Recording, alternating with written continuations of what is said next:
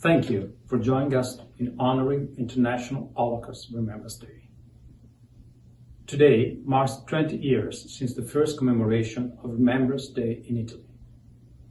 Indeed, Italy attaches the utmost importance to the fight against racism, social discrimination, violence, hatred, and intolerance, both at national and international level.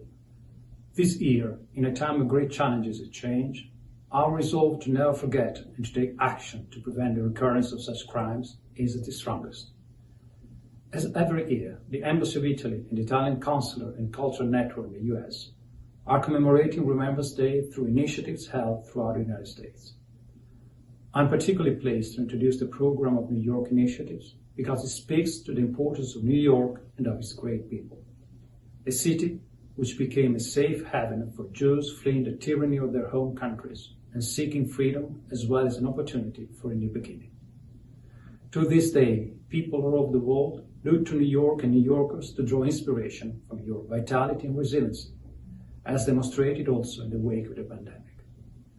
While these year's circumstances regretfully do not allow for the traditional reading of the names of Jews deported from Italy, the Italian community in New York will be marking Remembrance Day with a particularly significant program of virtual initiatives.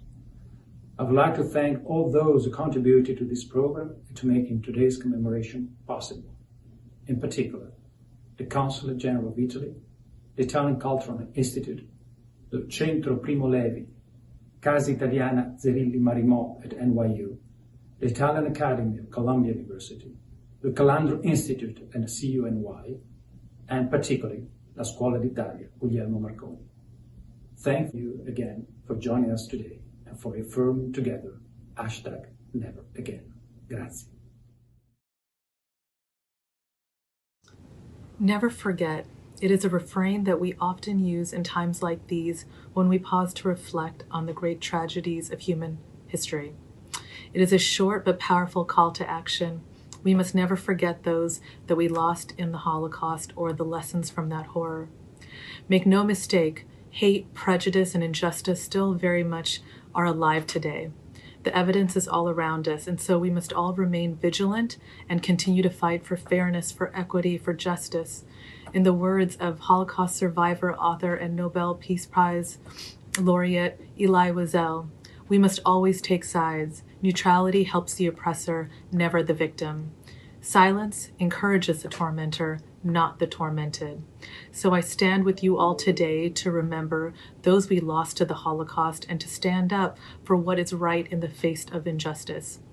Let us continue to fight to ensure a more fair, more equitable future. My name is Faye Rosenfeld, and I'm the Vice President of Public Programs at the New York Public Library. I am also the descendant of Holocaust victims and survivors, and as such, I am especially honored to participate in this important commemoration of the unspeakable tragedy that befell Italian Jewry, the oldest Jewish community of Europe, during the Second World War.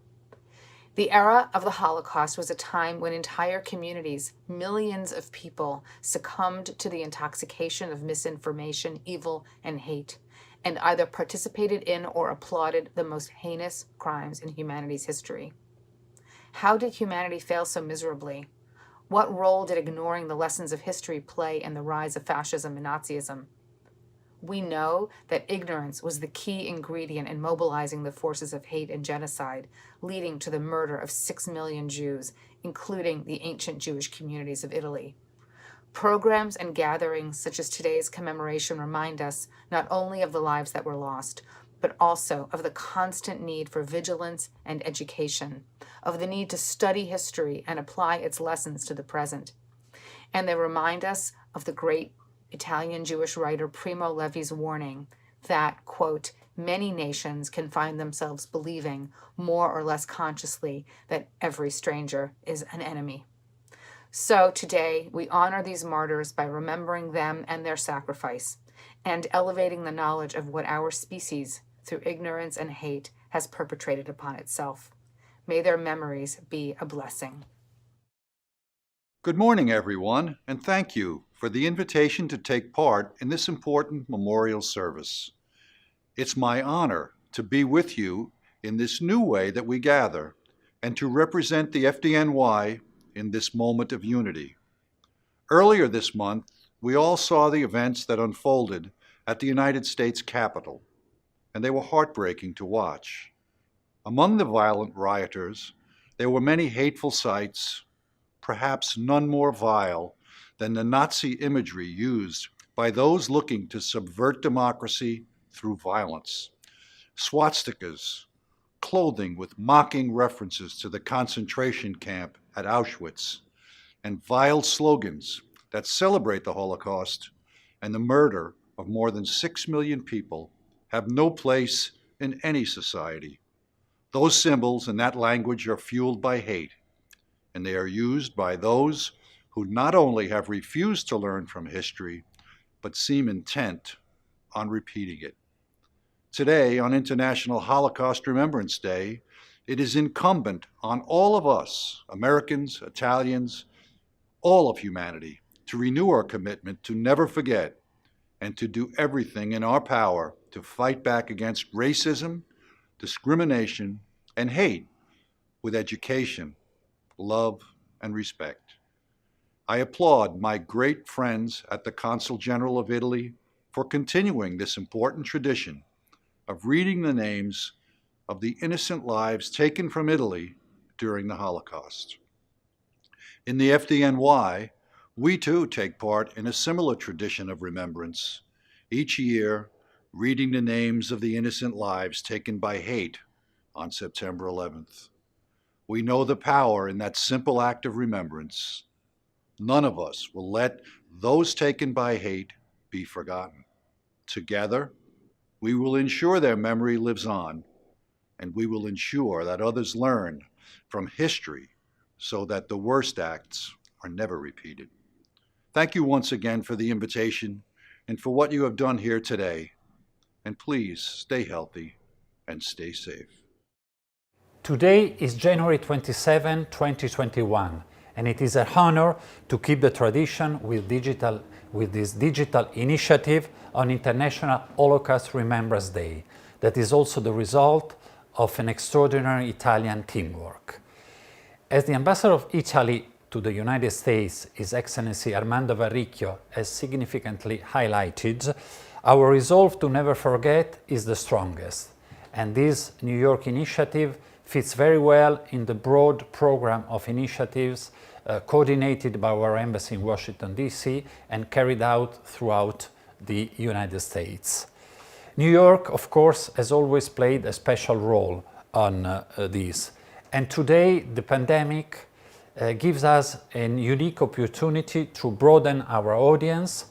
And I think that while it is sad, of course, not to be able to read the names here in Park Avenue, in a way we are recreating with this digital initiative a virtual sidewalk of Park Avenue 690 that will allow many of you to participate in a virtual sense. As the videos that we received from the Commissioner of the City of New York, from our friends of the EU Consul Generals, our friends from the Consulate of Israel, well display, I think that this city has a very special connection on these issues, and the international cooperation, the cooperation is very effective around these issues. And also let me thank all the Italian institution, the Italian community, the Italian family that gathers once more around this very special day. I want to thank in particular l'Istituto Italiano di Cultura, of course the Centro Primo Levi, la Casa Italiana Zerilli Merimò of NYU, the Italian Academy of Columbia University, the Calanda Institute of CUNY, and la Scuola d'Italia. I think that Italy in New York never forgets. Italians in New York never forget. Nei 150 anni alle nostre spalle, i campi di concentramento e di sterminio nazista, così come i massacri delle foibe, i pogrom, i gulag, i genocidi, non hanno incarnato solo una violenza politica, ma un ideale di pulizia etnica.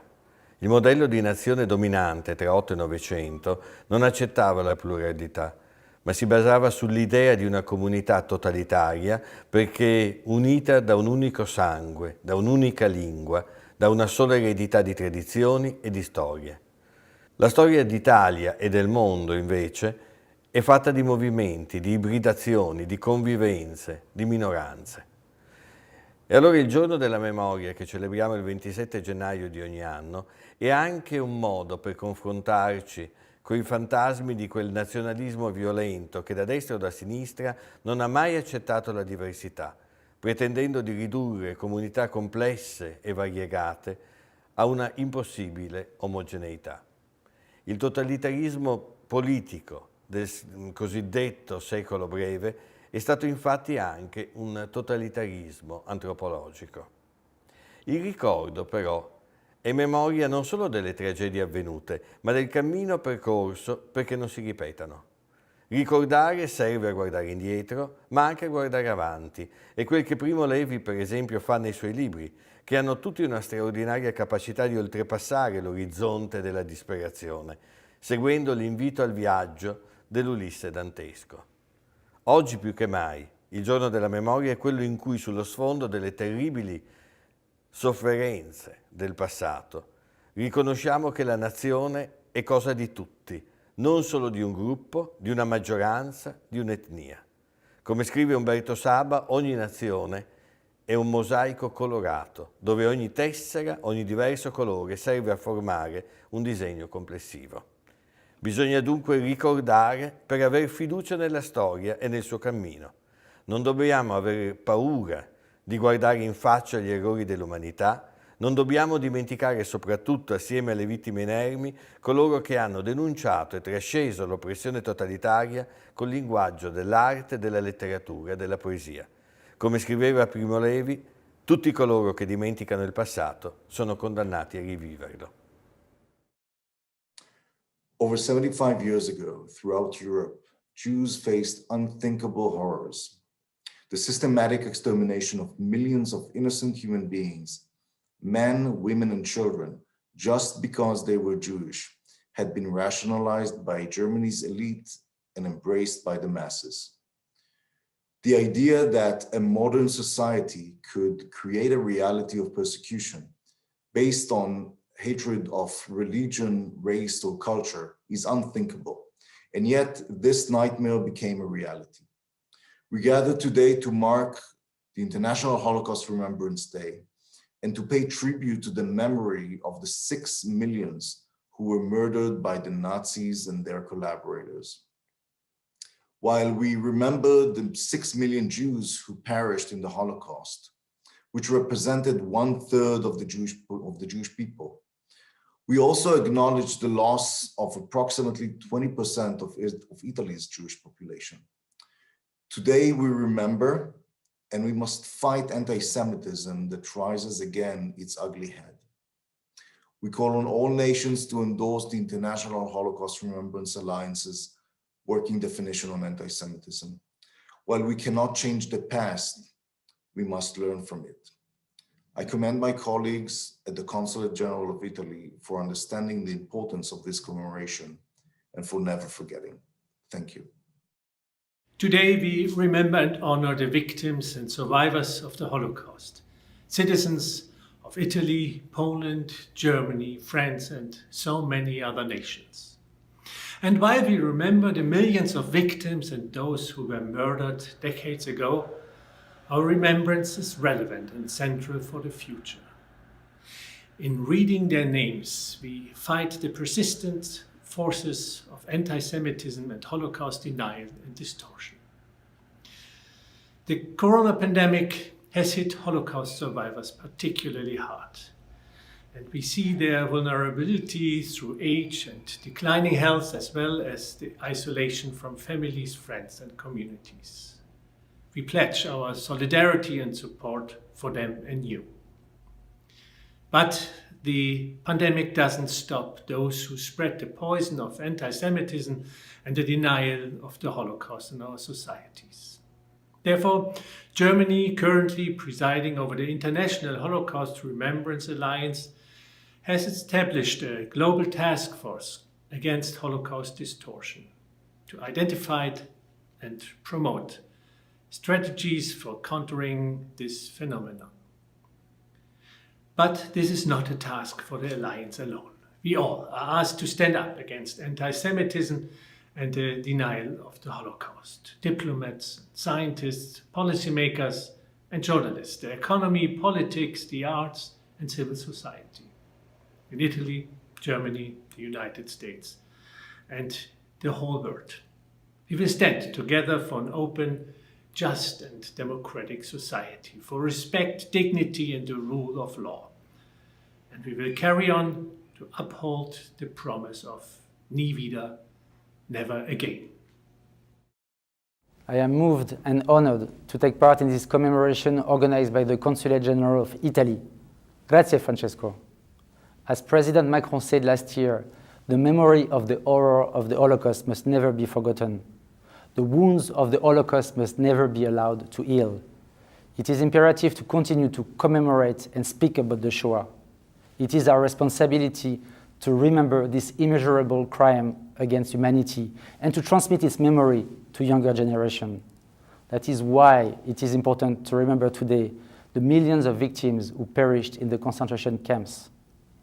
Tragically, we are witnessing a surge in violent forms of anti-Semitism on both sides of the Atlantic. It is a threat that must be fought together. We will never tolerate any form of anti-Semitism. We will fight it with every means possible. Let's not forget the lessons of the past. Thank you. The history of Jews in Poland dates back over 1,000 years. For centuries, Poland was home to the largest and most significant Jewish community in the entire world.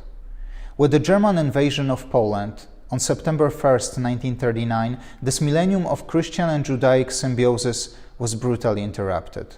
World War II saw a genocide of the European Jews, and between 1941 and 1945, some 6 million of them were systematically murdered across German-occupied Europe by Nazi Germans and its collaborators. 3 million of these Jews were Polish, and that constituted 90% of Polish Jewry, made up half of all Poles killed during the war. For years now, Poland has become a guardian of the Jewish heritage, to enable Jewish community in Poland to recover many synagogues and restore them to former glory, as well as to preserve, maintain and prevent the obliteration of many Jewish cemeteries. The richness of Poland's national heritage is a sum of numerous components and achievements of all its inhabitants, including the Jews, who lived in almost every Polish town and city. We must never forget those who perished in the great tragedy of Shoah. To all of us in Poland, remembrance is indispensable. It is an imperative. Dear friends, Lithuanian capital city Vilnius, or Vilna, more than half a millennium years used to be spiritual center of the Jewish world, known worldwide as Jerusalem of the North. After World War I, when the restored state of Lithuania has building its economy, culture and civil society, the contribution of the Jewish community constituted a significant dimension of that creative activity. And then the tragedy of the Holocaust happened. The Nazi occupants, with some local collaborators, have brutally ended flourishing Jewish life in our country. We lost hundreds of thousands of Lithuanian Jewish citizens' lives, and with them we lost an invaluable part of Lithuania. The memory of the victims of the Holocaust commits us all to stand together, to fight anti-Semitism, xenophobia, racism, the incitement of ethnic and religious hatred. It's our duty to remember the greatest losses of the Holocaust, to honor the survivors of tragedy, and to cherish the memory of the righteous among the nations. We remember. International Holocaust Remembrance Day is commemorated every year on January 27th. It stands for the darkest years in Austrian history. Since my arrival in New York a few years ago as Austrian Consul General, it has therefore been my sad but solemn duty to participate in the annual reading of names of the countless Italian Holocaust victims deported and murdered by the Nazis. And I wish to commend my counterpart, Francesco Genuardi, Consul General of Italy in New York, for carrying the torch of remembrance of this unprecedented tragedy by upholding the traditional commemoration in spite of the global COVID pandemic. Lest we forget. Thank you. Dear friends, today on the International Holocaust Remembrance Day, we honor the memory of the survivors and victims of the Holocaust, which took the lives of 6 million Jews and millions of others. The genocide also cost the lives of 24,000 Jews in occupied Belgium. Our thoughts are with all the victims and survivors of the genocides that have taken place in history. Such tragedies must never happen. Today, Belgium is actively engaged in keeping the memory alive and increasing national and international awareness to prevent new mass crimes and atrocities. Education, research, and diplomacy are the best means to prevent racism, anti-Semitism, intolerance, and xenophobia. As Consul General of Switzerland, I am honored to be a part of this important virtual event organized by the Consulate General of Italy in New York, commemorating Il Giorno della Memoria, the International Holocaust Remembrance Day, and the 76th anniversary of the liberation of Auschwitz. Preserving and honoring the memory of the victims of the Shoah and learning from the past is an important priority for all of us. We all are and must remain committed to remembering the dangers of intolerance by promoting mutual respect and tolerance through the legacy of these horrible crimes against humanity. We should never forget the worst acts humans are capable of and continue to remember and educate ourselves on the Holocaust and the terrible suffering of its victims. Keeping their memories alive and raising awareness of their horrible suffering are crucial obligations for all of us in order to continuously fight against any form of genocide and crimes against humanity committed today and in the future anywhere and by anyone. Learning from the Holocaust is the priority of the Task Force for International Cooperation on Holocaust Education, Remembrance and Research, of which Switzerland is a member. Therefore, Swiss President Simonetta Sommaruga highlighted last year on the 75th anniversary of the liberation of Auschwitz, meeting with survivors and young people, how crucial it is to enable personal encounters and to keep the memory of the immeasurably tragic time alive. Being aware of the importance of young people to learn about these unthinkable horrors, she was accompanied by students in order that the survivors and the underlying history be never forgotten. Together with the Consulate General of Italy in New York and the diplomatic community in New York, we share our determination to stand firm every day and everywhere against any form of anti-Semitism, racism, and hatred of all kinds. Thank you for your attention. Hi, I'm Gary Greengrass from Barney Greengrass on the Upper West Side. I'm here to pay my respects to all the victims, the Italian victims of the Holocaust. I want to thank the Consul General for always remembering the Shoah, the remembrance of the Holocaust on January 27th. And over the past few years, when we've catered the event at the Consul General's residence, the emotion of reading all the names as the people passing by, they stop and it's a moment for them to remember as well. I thank him and I thank the Italian people for that opportunity to remember such a tragic event in the history of the Jewish people. And because of COVID, we're doing this remotely, but God willing, we'll be able to be back at the residence next year, reading the names aloud on Park Avenue. Thank you.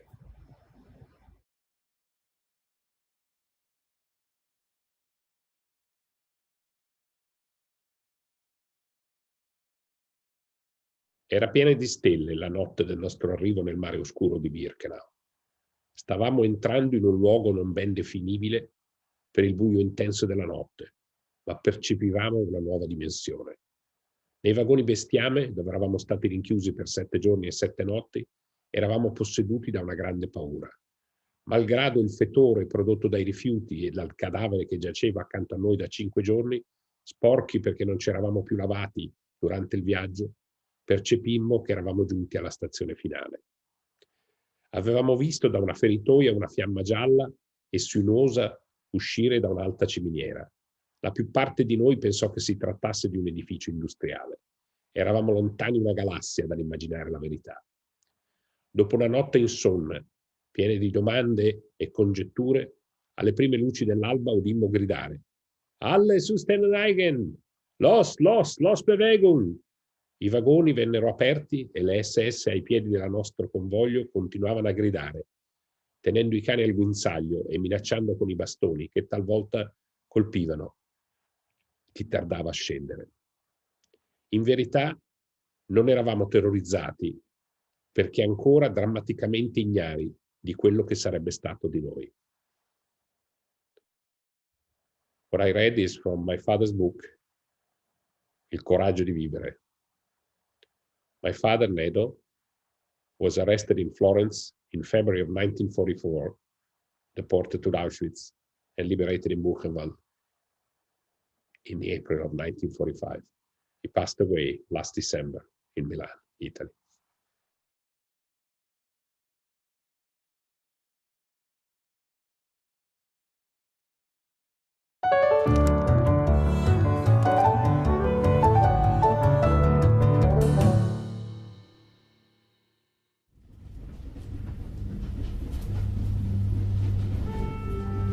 Dear Dolores, we have been on the train since 2 o'clock, and it seems we are headed to Carpi. I'm weak from hunger and lack of sleep, but in very high spirits.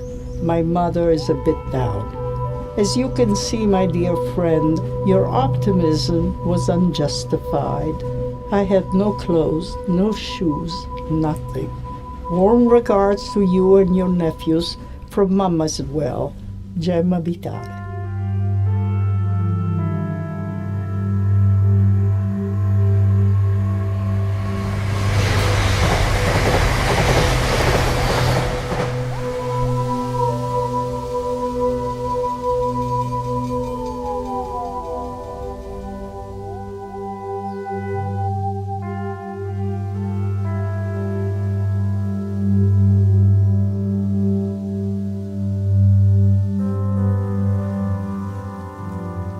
Fossoli si trova in Emilia, lungo la linea ferroviaria che raggiunge il Brennero e quindi la Germania. Fossoli non è un campo qualsiasi, ma è il campo nazionale di raccolta e smistamento verso Auschwitz sostanzialmente, comunque verso i lager del Terzo Reich nel quadro della deportazione dall'Italia.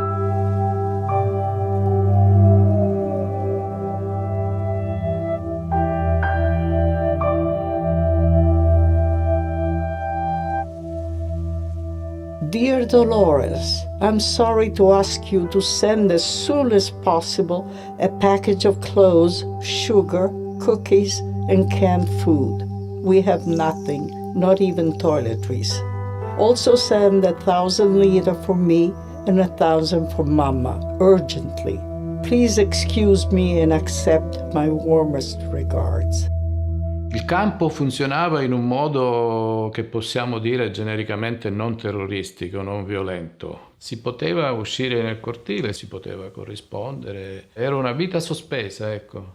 Questa è una cosa da tenere ben presente perché magari scoraggiava anche eventuali fughe, sia pure impossibili, ma anche rasserenava e quindi in qualche modo agevolava il lavoro del carnefice.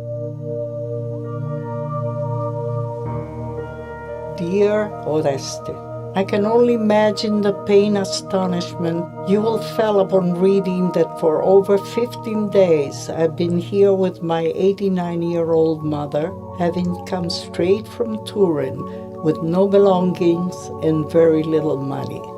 Could you see if any acquaintances of yours in Modena or Carpi might help us out with food or clothing of any sort? Hold my mother in your thoughts. She's not well, as am I. Thank you. Molti potevano essere ingannati da questo internamento di Fossoli apparentemente blando. Naturalmente ad essere ingannati più facilmente erano portati gli ebrei italiani. Il fatto di aver avuto le leggi razziali già dal 1938 in qualche modo aveva abituato la gente al fatto che comunque questa persecuzione c'era e tutto sommato si poteva in qualche modo convivere. Situazioni che in altre nazioni non si sono avute. Quando è arrivata l'occupazione, gli occupanti nazisti si sono dovuti premunire di redigere gli elenchi, di vedere un po' gli ebrei da deportare. In Italia il lavoro era stato fatto a monte. My dearest, after the first kind note from Jana's father, I have not received news from anyone. We have no help from anybody, which we need so badly. Send some raggedy old clothes for me and for Mama. I'm counting on you, on everyone.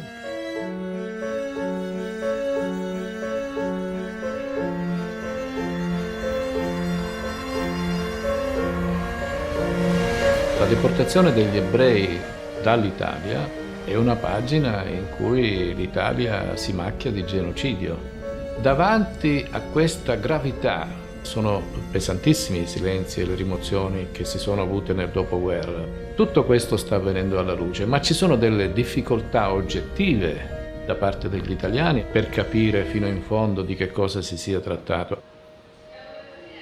L'esempio di Fossoli è particolarmente calzante perché con la sua, tra virgolette, normalità ti fa pensare ad un qualcosa di banale, ad un qualcosa di normale, che normale non era perché stava al centro di un network italiano della Shoah.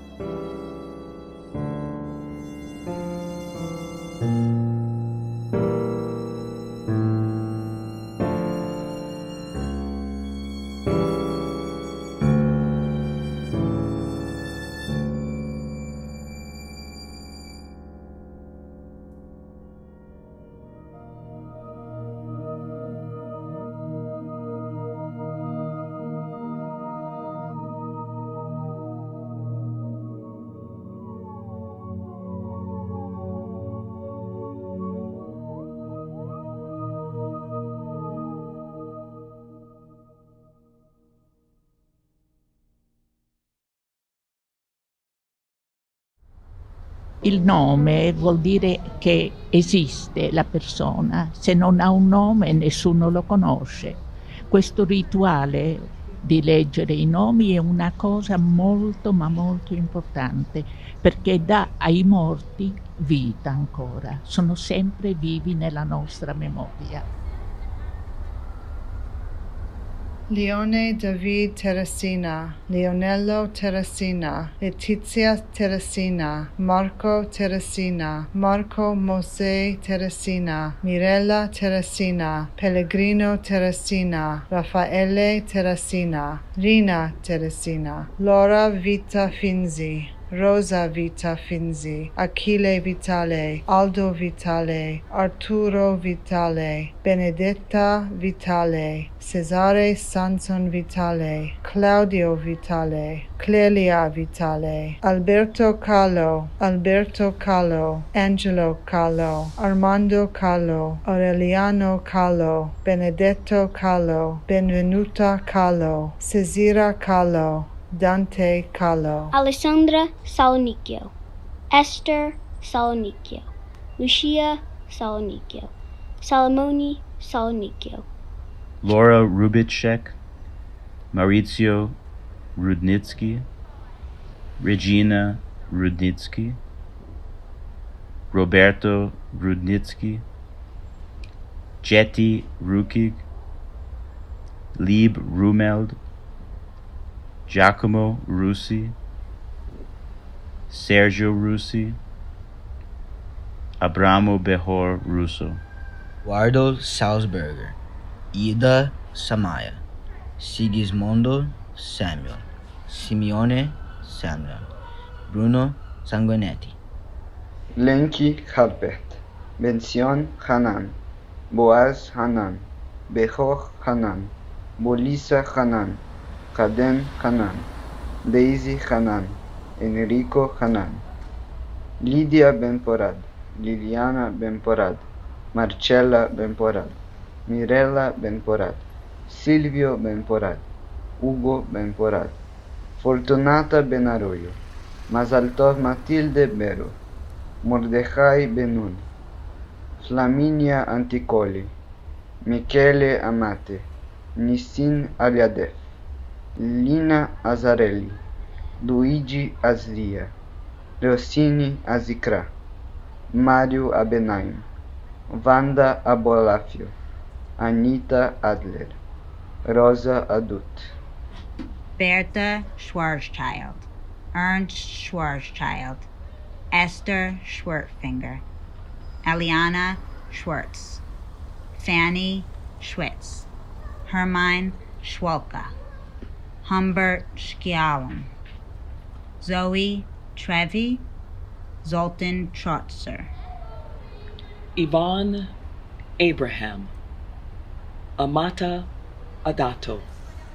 Albert Adler, Giuseppe Adler, Marion Adler, Oscar Zelico Adler, Oswald Adler, Stefan Adler, Alberto Amati, Zora Adler, Pearl Agatstein, Abramo Aho, Adele Aho, Angelo Aho, Celeste Aho, Elisabetta Aho, Bianca Alcana, Celebi Alcana, Adele Antman, Charlotte Gelb Antman, Joseph Antman, Eloisa Anau, Adalgisa Anav, Anita Anav, Eleonora Anav, Achille Ancona, Sara Alcanà, Sara Alcanà, Richetta Alcanà, Violetta Alcanà, Vittoria Alcanà, Vittorio Alcanà, Gertrude Sara Alexander, Giacomo Algranati, Cadina Masriel, Marietta Massa, Haim Manasca, Lea Manasca, Leon Manasca, Lucia Manasca, Mordecheo Manasca, Mordecheo Manasca, Amelia Orvieto, Angelo Orvieto, Elisa Orvieto, Guido Fortunato Orvieto, Leone Alberto Orvieto, Sonia Perlo, Massimiliano Pernetz, Ada Pesaro, Rosa Pfeffer, Esther Stella Shemaria, Giacomo Shemaria, Jacobe Shemaria, Giuseppe Shemaria, Alba Vivante, Anna Vivante, Anna Vivante, Sabino Benzion Vivante, Carmen Allegra Vivante, Margherita Sonino, Maria Luisa Sonino, Mario Sonino, Mario Sonino, Mario Sonino, Ada Spizzichino, Adelaide Spizzichino, Alberto Spizzichino, Alberto Spizzichino, Gisella Perlo, Mira Perlo, Bruno Piazza, Elisabetta Reich, Pia Russi, Elena Ruzzica, Silva Sabadini, Luigi Saggi, Paolo Sereni, Alessandro Sorregni, Rachele Lina Toscano, Rebecca Toscano,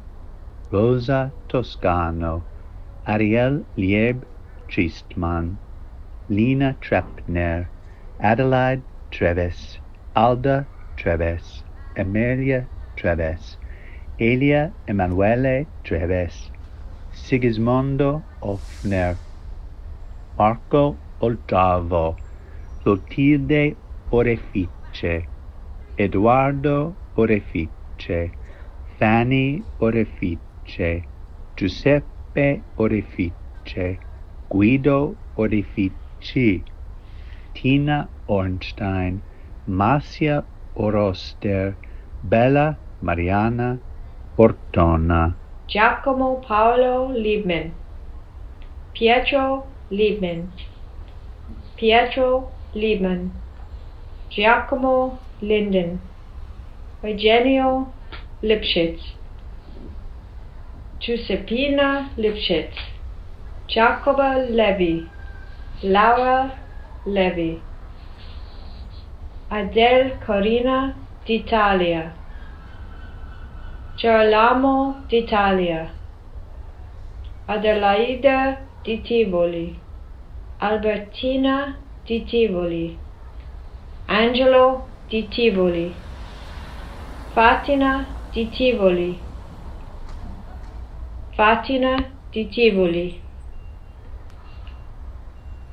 Gemma di Tivoli, Giuseppe di Tivoli, Lazzaro di Tivoli, Gualtiero di Veroli, Italia di Veroli, Lazzaro di Veroli, Lala di Veroli, Leonardo di Veroli, Lidia di Veroli, Liliana di Veroli, Marco di Veroli, Marco di Veroli, Mario di Veroli, Vasiliki Basilia Salambrassi, Henya Fantu, Mauro Anton Moster, Giorgio Levi, Isaac David, Regina Franze, Josef Herzer, Ivan Kraus, Giorgio Kraus, Charlotte Kramer, Lida Levi, Armin Levenstein, Jacob Maestro, Marcella Musafia, Max Ottenfeld, Jacques Pollack, Leo Pollack, Siegfried Jerica Stern, Esther Sarah Edelmann, Salomon Edelmann, Abramo Umberto Efrati, Adelaide Efrati, Alberto Efrati, Aronne Efrati, Augusto Efrati, Costanza Efrati, Wanda Funaro, Chaim Funkenstein, Arturo Fürst, Betty Abrahamson, Kurt Fürst, Herschel Futtermann, Alberto Foa, Aldo Foa, Graziella Aaron Notrica, Funaro, Maurizio Cesare Oranz, Funaro, Adolfo Arturo Orvieto, Giulio Ottolenghi, Ligia Ottolenghi, Linda Ottolenghi, Marco Ottolenghi, Mary Ottolenghi, Olga Maria Teresa Ottolenghi, Elda Moscacci, Eva Moscacci, Giacobbe Moscacci, Giacomo Moscacci, Giorgio Moscacci, Giovanni Moscacci, Ida Moscacci, Letizia Moscacci, Marco Moscacci, Clara Sigis, Stella Sigis, Stella Sigura, Aldo Sonino, Angelo Sonino, Davide Sonino, Fortunata Sonino, Michelle Sonino, Piera Sonino, Hakele Tayar, Salomone Cohen, Isaaco Cohen, Sion Cohen, Nissin Cohen, Sofia Cohen, Lina Labi, David Labi, Pia Labi, Elisa Labi, Fortunata Labi, Michele Salomone Gruber, Simone Giuseppe Gruber, Carlo Gruen, Leone Gruen, Rosa Maria Gruespan, Anna Gruenwald, Margherita Gruenwald, Miroslav Gruenwald, Irene Guastalla, Vittorio Guastalla, Italo Parenzo, Federico Guglielmo Polak, Clara Rosa Modigliani, Elisa Modigliani, Giacomo Modigliani, Milena Modigliani, Umberto Modigliani, Vittorio Modigliani, Oreste Sergio Molco.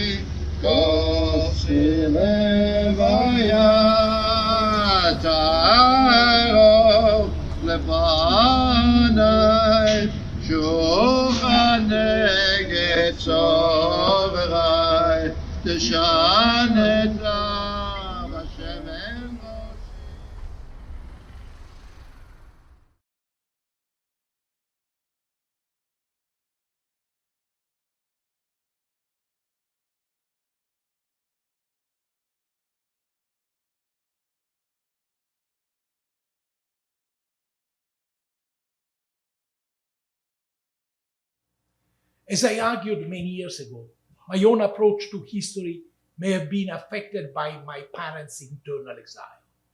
My decision while I was a student to work on witchcraft trials had manifold roots, but one of them was perhaps my early exposure not only to the werewolf fairy tales that my parents used to read to me, but also to macabre stories which were sung in the village where we lived.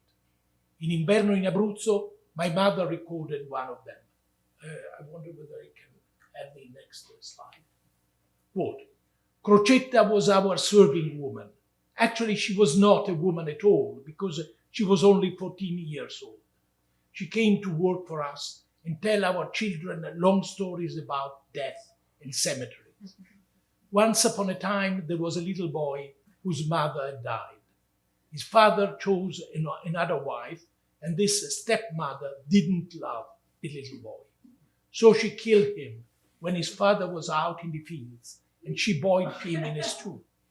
His father came home for supper, but after he had finished eating, the bones that were left on the plate started to sing. Mummy, with an angry frown, popped me in the cooking pot.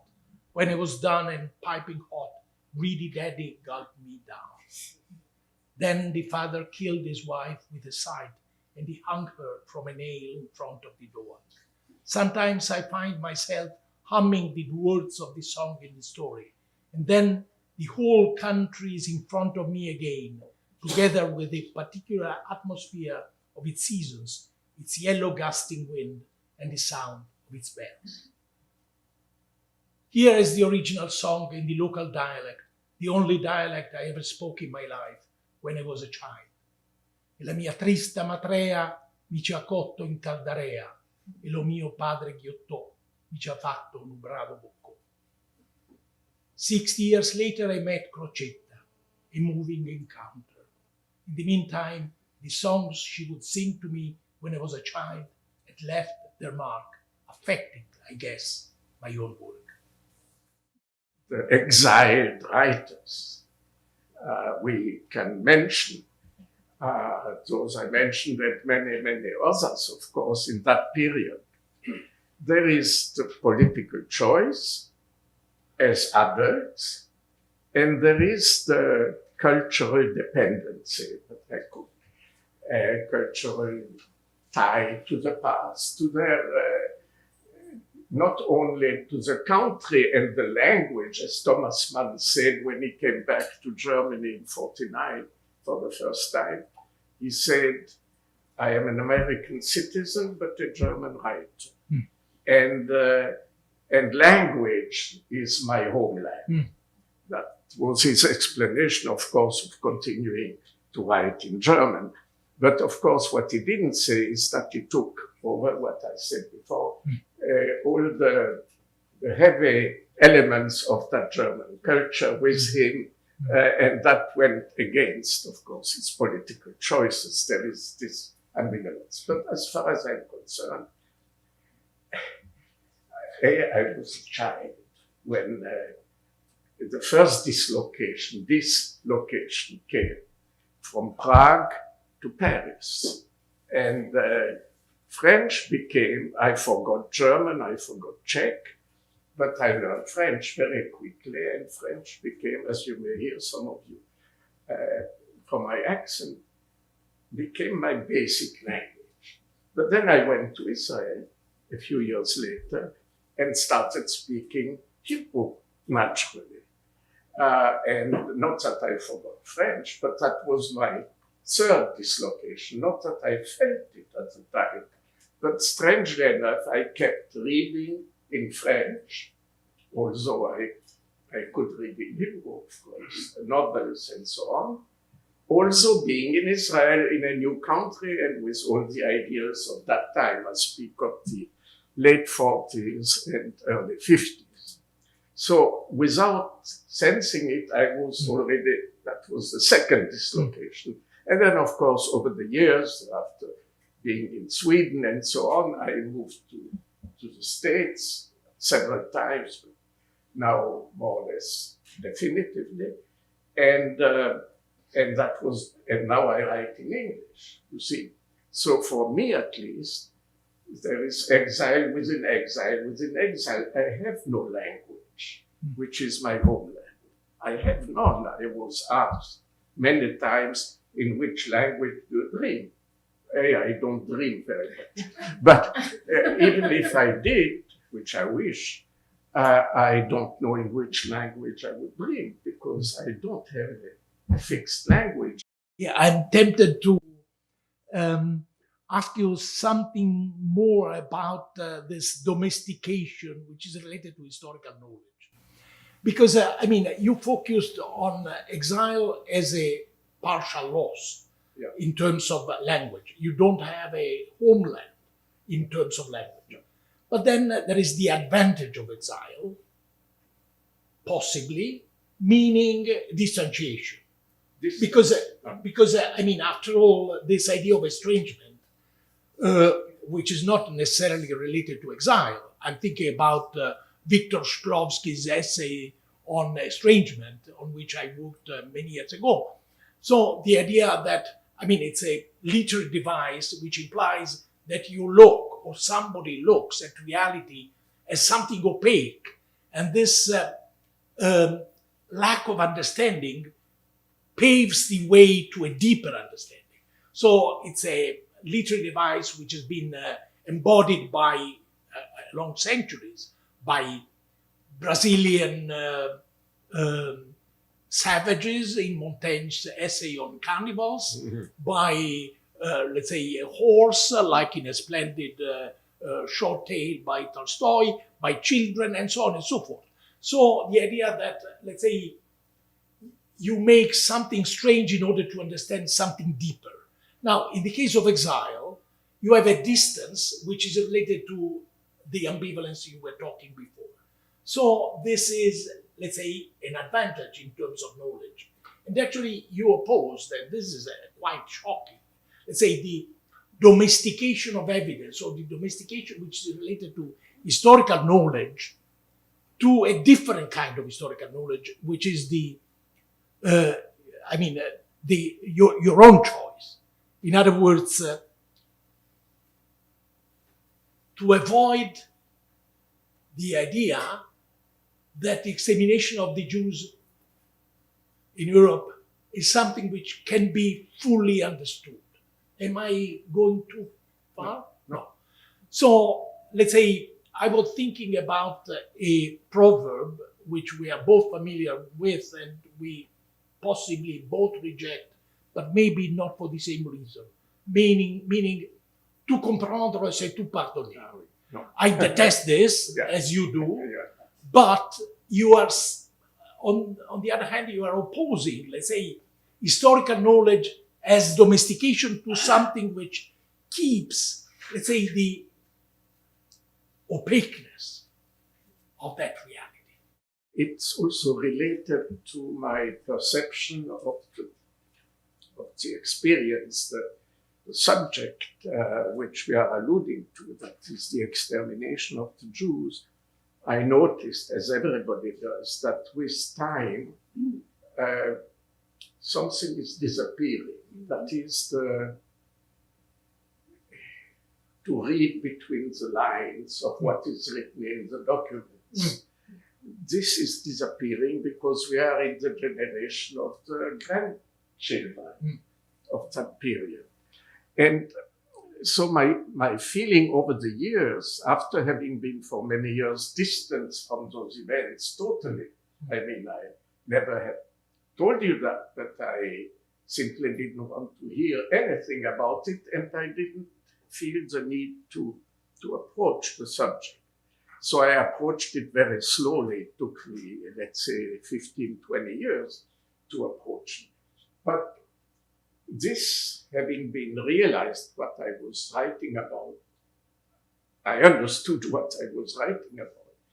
I suddenly realized that with time, something was getting lost, which cannot be expressed in the usual historical domestication process. That is, domestication in the sense of aplatir, make things flatten the event and tell them in their sequence or not, or even juxtaposing experiences. I mean, just an example, if I think of a book on the extermination of the Jews of Holland, you have a chapter on the Germans and the whole German bureaucracy in Hague and Amsterdam and all over Holland. Then you have a chapter on the victims, and then you have a chapter on Dutch society. So, yes, you juxtapose that, you keep to the normal historical narration. I knew, of course, that all this was one set of events, integrated events, but to put them together, you had not to speak in a distance or from a distance about this ensemble. You had to sense in a way what was sensed at the time by those who were implicated, mainly the Jews, of course, because the Germans, you have a lot of documents also on personal attitudes, but from the Jews, it was a separated history. So I tried to put those things together, and this being put together created this opacity that you mention and that I consider as natural when you speak of extreme events. I mean, I can't imagine even relating to the history of Italy and the fascism, and mostly to the Salo Republic. I can't imagine that this can be told without dealing with an interaction between the police of the Salo Republic, the Germans, and the Jews as one element of that story. That is, you cannot catch the experience, the anxiety, the pain, and the death of one part without, at the same time, seeing the decisions, the bureaucracy, the sadism of the other side, and then, of course, the Italian, the brava gente, or whatever.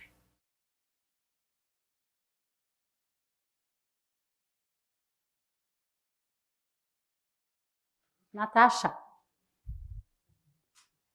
Natasha was getting up just before the last one in the dorm. She put on her petticoat and took off her nightgown, lit a cigarette. I also began craving to smoke. Throw me the matches, Gorgon Medusa. Why Medusa? She asked casually as she combed her hair. Well, just an impression, I replied vaguely. Wouldn't this by chance be rude? Not by chance, I said with a tone that infuriated her. Not by chance. Only facts are born of chance, or of fate, if you prefer, not words. Words depend on us. At least they depend on us. And so, instead, we depend on the Ministry of the Interior. That's all. Ilona. Fortunately, I had Ilona. This was our dilemma. Pistone, the chief inspector, was, yes, a pig, and his swine-like aspect sickened us, but Miss Marfisi, the camp director, was no better. Ilona preached in her poor, tough, and yet charming Italian. Ruth. Ruth is the most resigned among us. She cries in secret. We pity her because she's so young.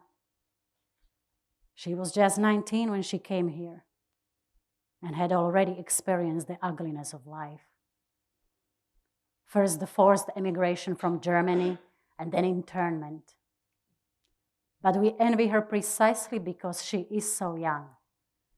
And no matter how long the war lasts, she will still come out young. Among 75 men, she would have been safer. Perhaps someone would have taken and abandoned her. She would have suffered, but also experienced some joy.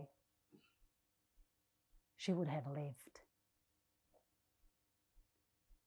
Here instead, everything stagnated in a pathological wait for the end. But what end? Inspection. They arrived in a brand new car. The questore, who looked like Santa Claus, the medical officer, Dr. C, doctor of the camp, and the podesta of L. And Miss Marfisi greets them all, wagging, sweating, and excited. They approached slowly, looking at us, and it seemed as if the sight of us, 75 women, scared them a bit. Good morning, we said in unison. Good morning, they replied gravely. Only Santa Claus dared a shy smile. Then he asked with tremulous voice, Are you all right? Si, signor questore, we answered, Marfisi's sharp voice standing out among ours. Is there anything wrong? No, Signor Questore. Free time. Going to town is the only diversion for us in the camp, and is therefore much coveted by the younger women. The maximum duration of these permitted leaves is 1.5 hours. We run all the way to the center and go back at marathon speed. Strolling on the main street or entering the shops is strictly prohibited. We, of course, do nothing but take the main street to see and to be seen. Men are provincial, funny, and clumsy, but it doesn't matter. They are men, ugly, vulgar, but men. We looked like girls at their first dance party and frantically concocted clothes, hairstyles, and makeup, ran up and down the stairs to borrow a curling iron, a scarf, cologne, or a necklace of false pearls. As soon as the roll call finished and the director and manager went to town, the party began. Each guest showed up with a plate, a fork, and a glass. We immediately threw ourselves on the little snack that we found excellent. Angela and Angelica were dressed up as angels in white nightgowns with all sorts of trimmings, perhaps a bit unorthodox, but after all, they were jailed angels. Gertie was dressed up as free person. That's what you wear outside. And where do you go with such attire? To the theater. But what is a theater? Friedel, disguised as a man in trousers, shirt, and a suit jacket, was a real hit, courted by all with languid glances. The others devised more or less fancy masquerades. Then came the performance. Angela played some scenes of Sicilian life. She was born and raised in Palermo. Angelica sang Fenesta Calucive and other Neapolitan songs. I did my best in the mime-dancing parody of the death of Cleopatra. Zoya masterfully played roommates and authorities. And finally, Sasha recited the three-penny opera that almost all of us knew well. We sang together the refrain. Und die einen sind im Dunkel und die anderen sind im Licht. Doch man sieht nur die im Lichte, die im Dunkel sieht man nicht. Finally, we danced and drank. Around midnight, Friedel suddenly broke out into tears with no apparent reason. A bit for the wine, a bit for desperation, and although we all laughed about it, the spell was broken. We took off our colored rags, fake flowers from our hair, face makeup. We hugged each other long and hard, without speaking. From a rational point of view, I should not cry because a pompous policeman torments me, while the lack of news from my mother is the almost certain sign of a horrible truth. I should not cry because a despicable little woman forces me to rush to her whistle like a loyal dog, while my grandparents, the dearest thing I have left in the world, deported to the Litzmannstadt ghetto, are exposed to unmentionable tortures.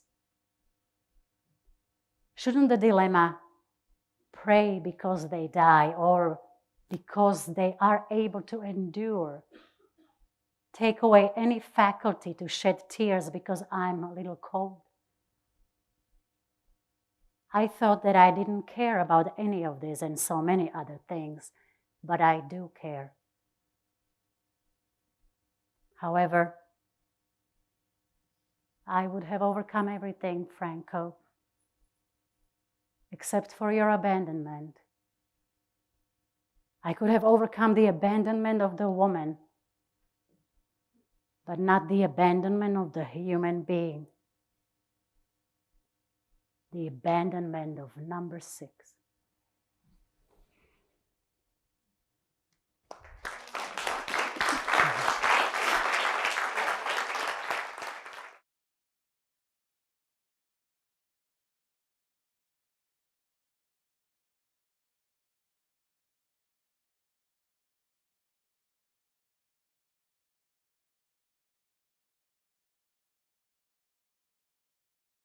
just want to answer the question that was asked to me on a number of occasions about why an institution like the John D. Calandra Italian American Institute would host an event like this, which I found it to be a bit of an odd question. But I think that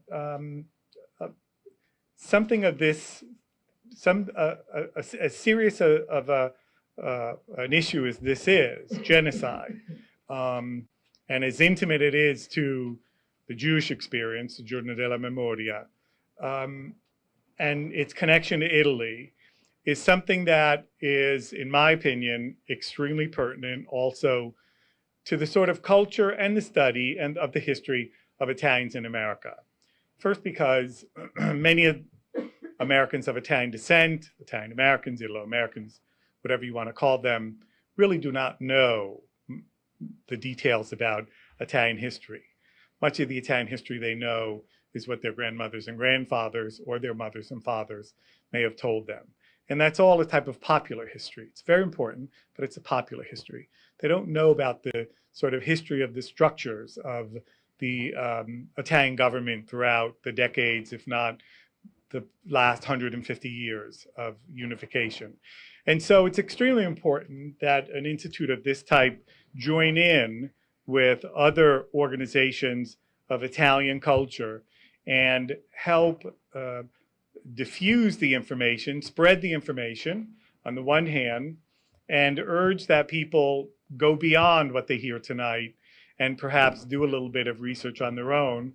Of course, today, as opposed to even 15 or 20 years ago, we are so much more mobile when it comes to speak in virtual terms, where we can sit in front of the TV and surf the net as we also watch whatever program is on TV that we consider to be our favorite program. So in my opinion, it's just as relative to the history of Italians in America as it is to the history of Italians elsewhere. It's just as relevant and intimate to the view of Italy on those who left Italy as it is to the view of a certain aspect of Italy to those places that a past government in Italy had tried to colonialize. Colonialism is a term, as very few of you present here know, that I've used with regard to Italian American history. And I think we need to look at the analogs of these various events and try to put together that larger puzzle of what it means to be Italian, what it means to have relationships with Italy, both then and now. And welcome to this event taking place as part of the Giorno della Memoria 2013.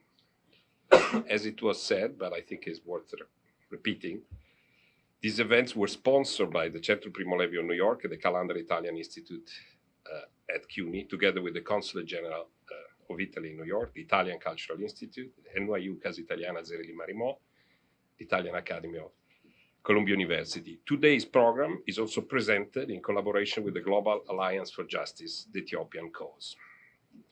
So, honoring war criminals, the monument to Rodolfo Graziani. This is for us an opportunity to look into recent Italian history, but also a memory of others, of what is remembered and what is forgotten about recent Italian history. Memory of others, as in the case of the memory of the victims of some of the actions of the Italian army in Africa. But memory of the others also as in the memory of Italian neo-fascists and sympathizers that remember about Graziani in Ethiopia what they want to remember, and omit all the rest. The use of chemical weapons in 1935, the mass deportation of 100,000 Ethiopians, the murder of 1,400 priests, and so on.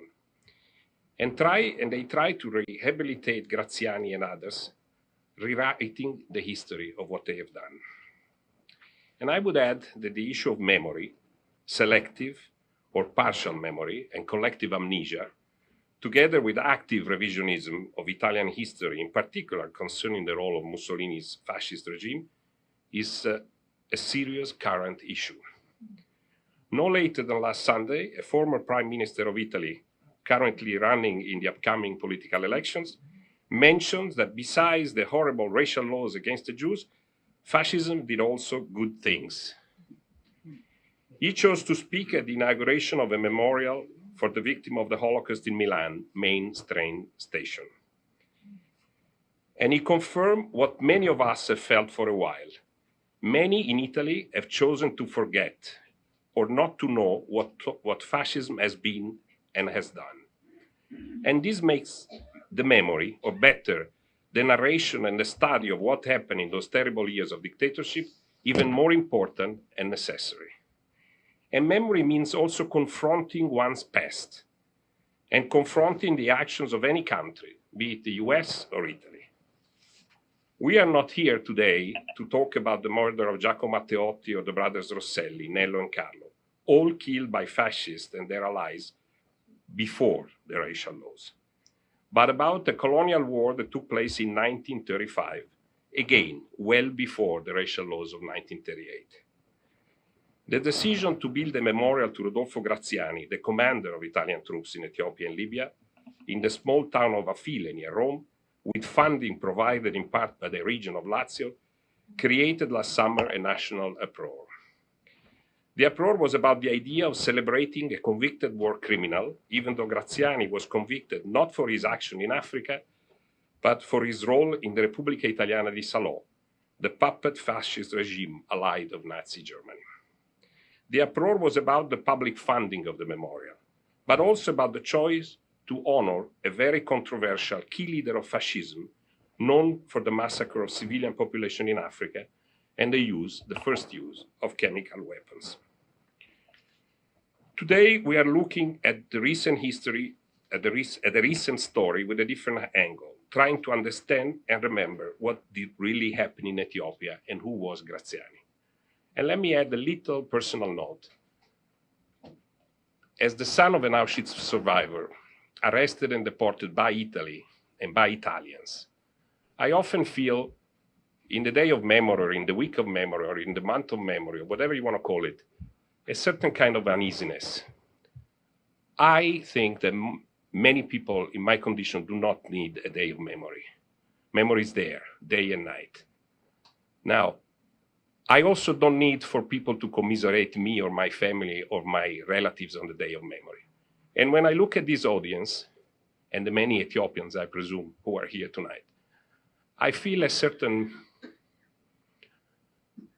relief, because this whole issue of the Holocaust and and massacres and dictatorship and fascism, this is not the issue just of the victims, of some of the victims. It is the issue of a civil society. And we see in these days that Italians are forgetting about it, or many Italians are forgetting about it. People that were born in those days or people that were born after.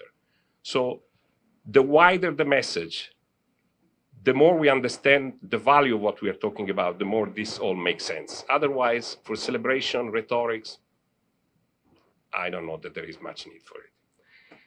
Having said this, today's format is pretty simple. Lydia Santarelli of Brown University will give us the historical context of the Italian campaign in Africa and of the role of Graziani. Dr. Girma Abebe will present his memories as an eyewitness of those tragic events. I'm a little bit uneasy with the task I'm in charge for to outline the historical context of, and in a way, the big picture of Graziani, the case of Affile and Italian colonialism, and the way I will do it is to raise some questions, because I really think that this history is largely still to be written, and occasions like this one are extremely valuable, not just for memory, public debate, and what every and each of us will be thinking tonight going home, but also for historians' history, for what scholars will be doing and thinking and questioning in the coming days and months. I think these are extremely fruitful occasions to rethink the perspective and the ways in which we interrogate our past. I do believe that the problem of Italian colonial history, its impact on Ethiopian society and culture and life, but on Libya, on the Balkan occupied societies during World War II, has to be framed in a transnational perspective. There is no way to, I think, to remain in a purely national debate.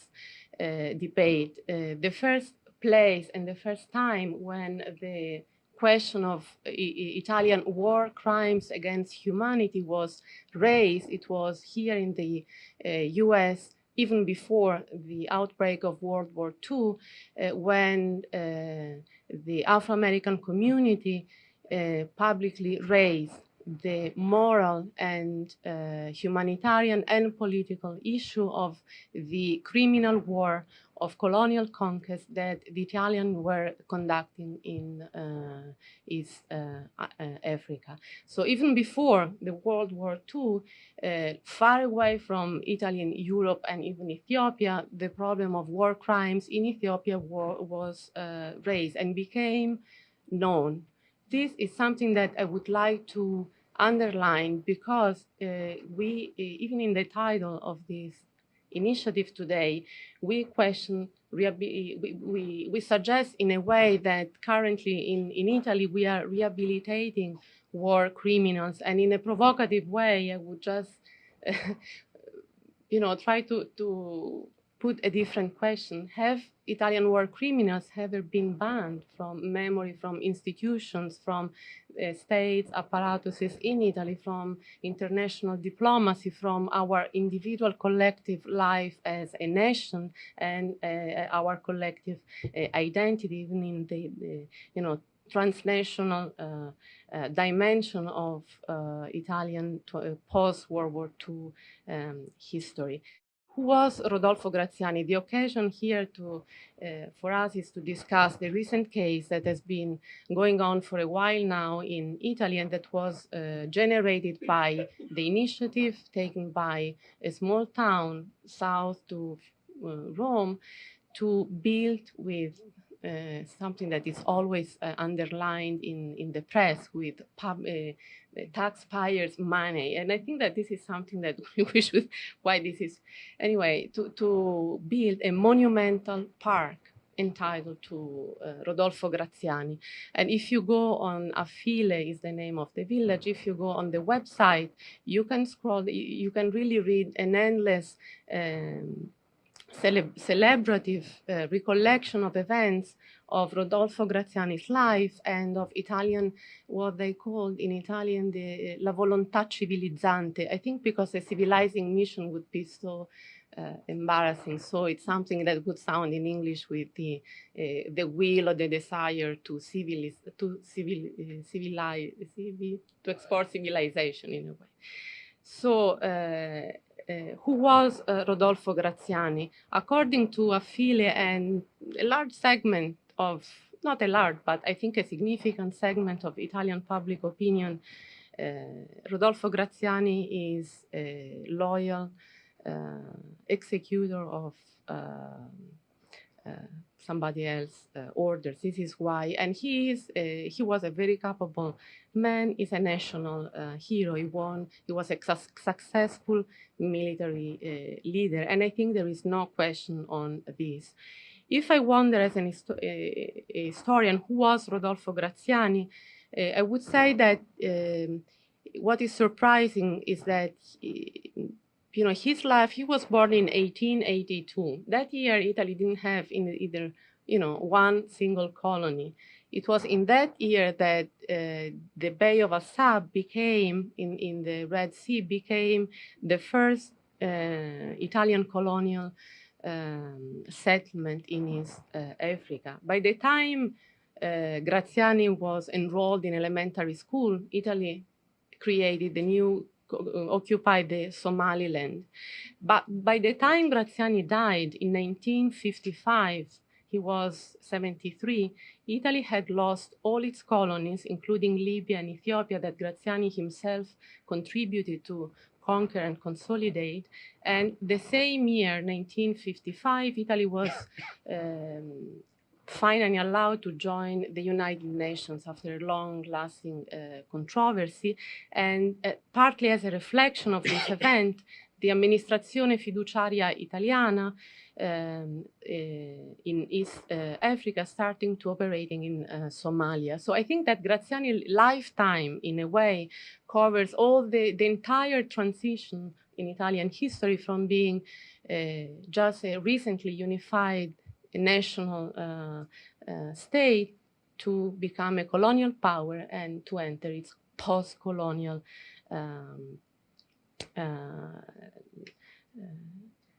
age with all its problematic continuities and unresolved, unelaborated legacies of the recent past. Graziani reorganized the army for a guerrilla-like counterinsurgency warfare in the desert. And this is why Libya was also the laboratory for his political and military career. The concentration camps, the death marches, the mobile columns. So he became in the 1920s an iconic figure for the fascist regime, which celebrated officially him as the new fascist man because of the new technique, the innovative methods of total war that made no distinction between civilians and combatants in Libya. 100,000 Libyans were deported and displaced and interned in concentration camps. Half of them died because of epidemics, death marches, physical exhaustion, malnutrition, lack of medical assistance. This was not a side effect, but the planning, what Graziani endorsed as a military leader, the planning of forms of total war. Colonial total war aimed not at immediately occupying a new territory, but first at exterminating the enemy and also preventing national or proto-national elite from organizing a movement of resistance. Is very similar to the argument that the Nazis would implement in Poland during the Second World War. The League of Nations had not kept the peace, had not protected one of its members, had not deterred or punished an aggressor. And by its failures at the time of the Italian-Ethiopian War, the League, as a political institution, was humiliated and doomed. I saw, as a child, from a nearby mountain shelter, our historic village church, Burqa Tekla Haymanot, and our grandparents' home burned to ashes by fascist soldiers. The world would well remember the terrible massacre and senseless destruction of our people and of our resources, particularly on February 19, 1937. This is what happened. On February 19, 1937, and suddenly bombs were thrown towards the tables in Addis Ababa, where Rodolfo Graziani, having invited at his quarters individuals consisting of invalids, the aged, women and children for minor donations, was sitting with his fascist entourage.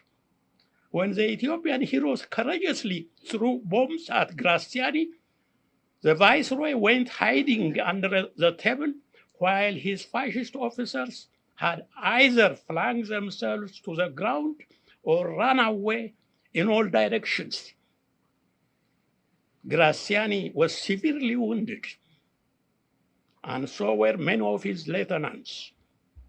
Then the shooting began by Italian fascist guards, and in only a few minutes, there were more than 300 Ethiopians dead around the viceroy's quarter alone.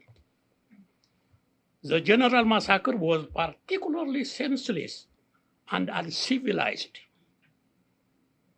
The victims included of individuals, the aged, women and children, who had been assembled on Graziani's invitation for minor donations. It is estimated that over 3,000 innocent Ethiopians were massacred.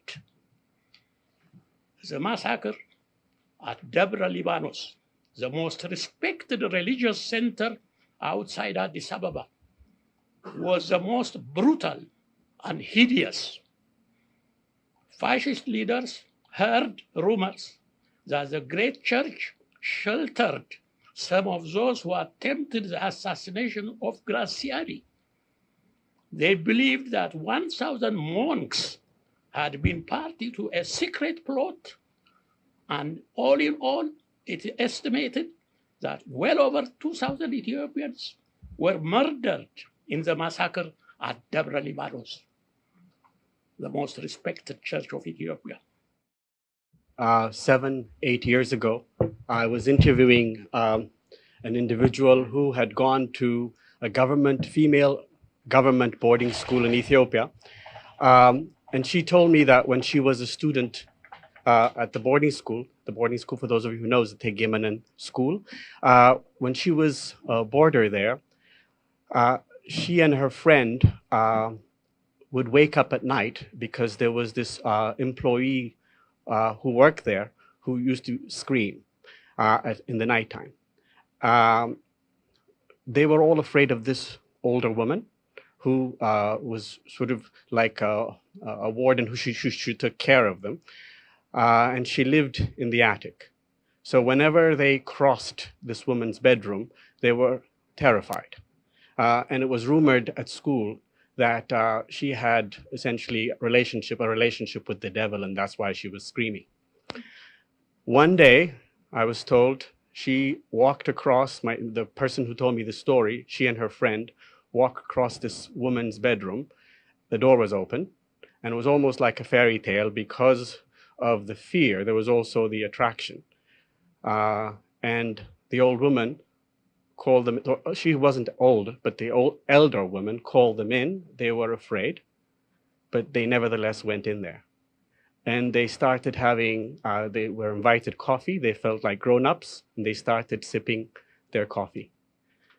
They looked around in the bedroom and saw a photograph of this woman with, flanked by two young men.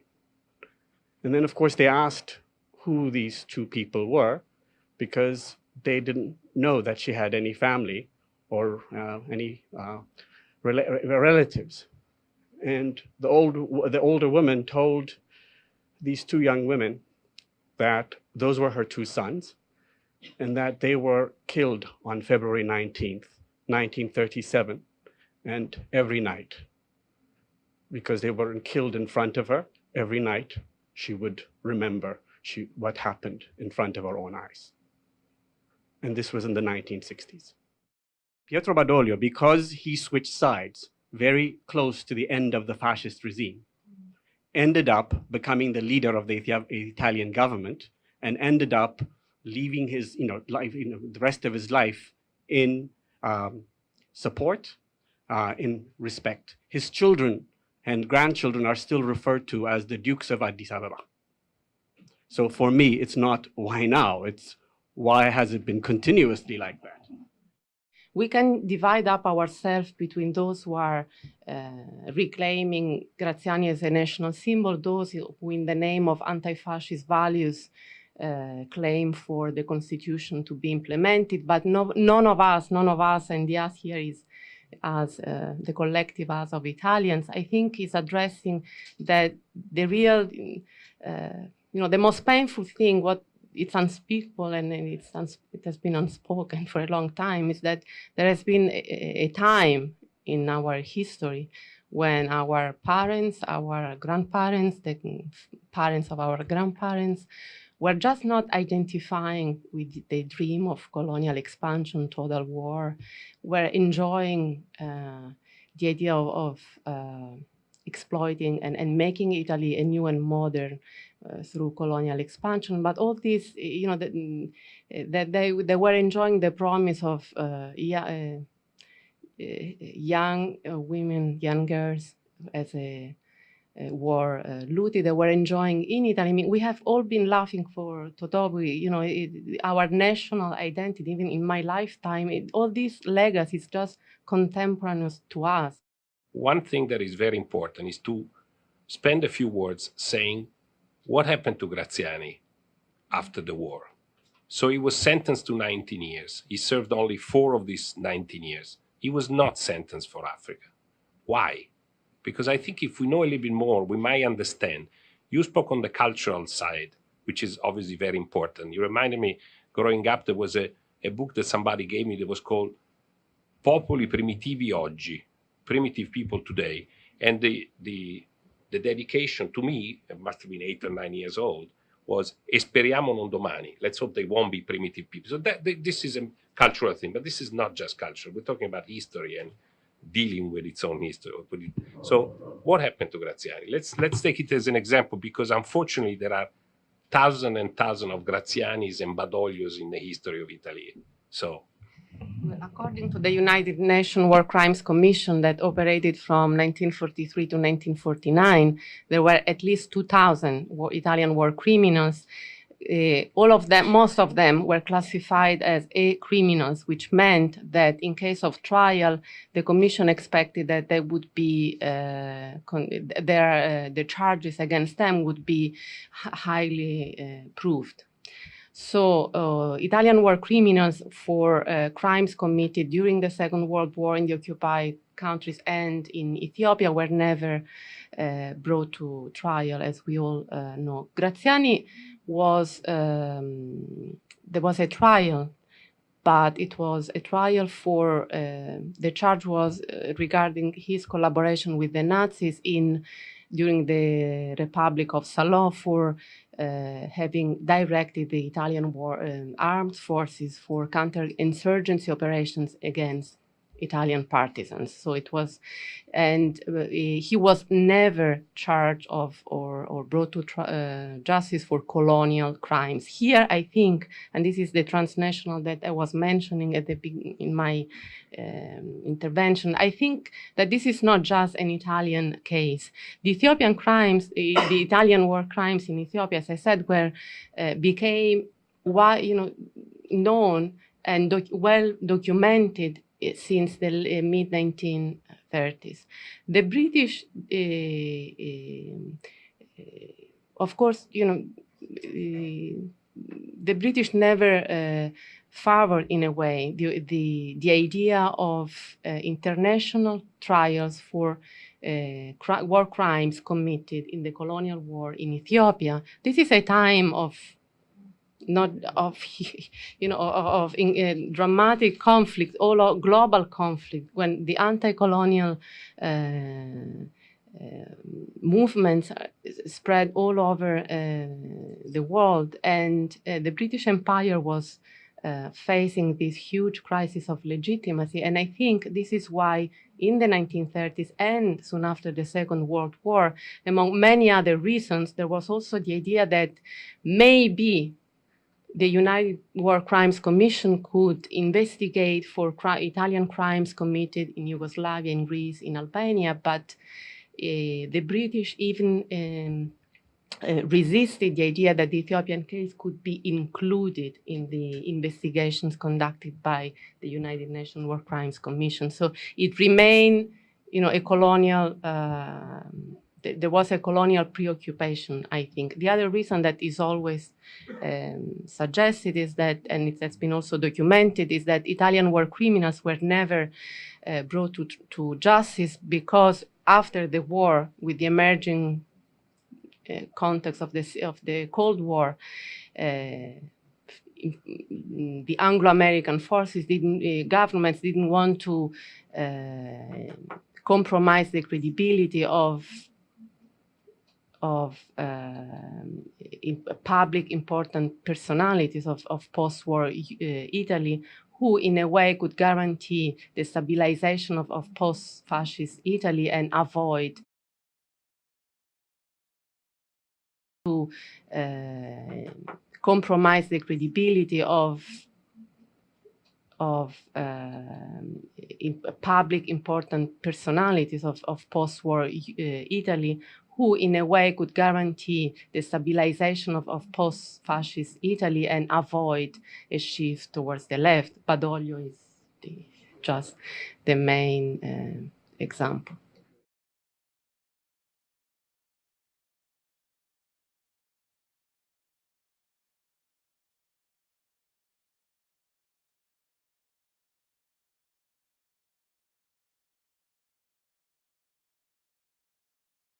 Ladies and gentlemen, good evening and welcome virtually to Casa Italiana Zerelli Marimò and the Centro Primo Levi, New York. It's a great pleasure and privilege to host this event along with Natalia Endrimi, who is the Executive Director of the Centro Primo Levi.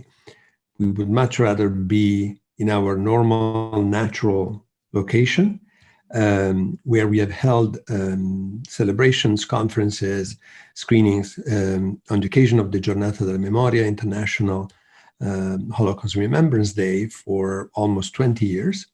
And we didn't want to miss the chance to be present virtually on this platform that the Consul General of Italy is organizing to mark this day.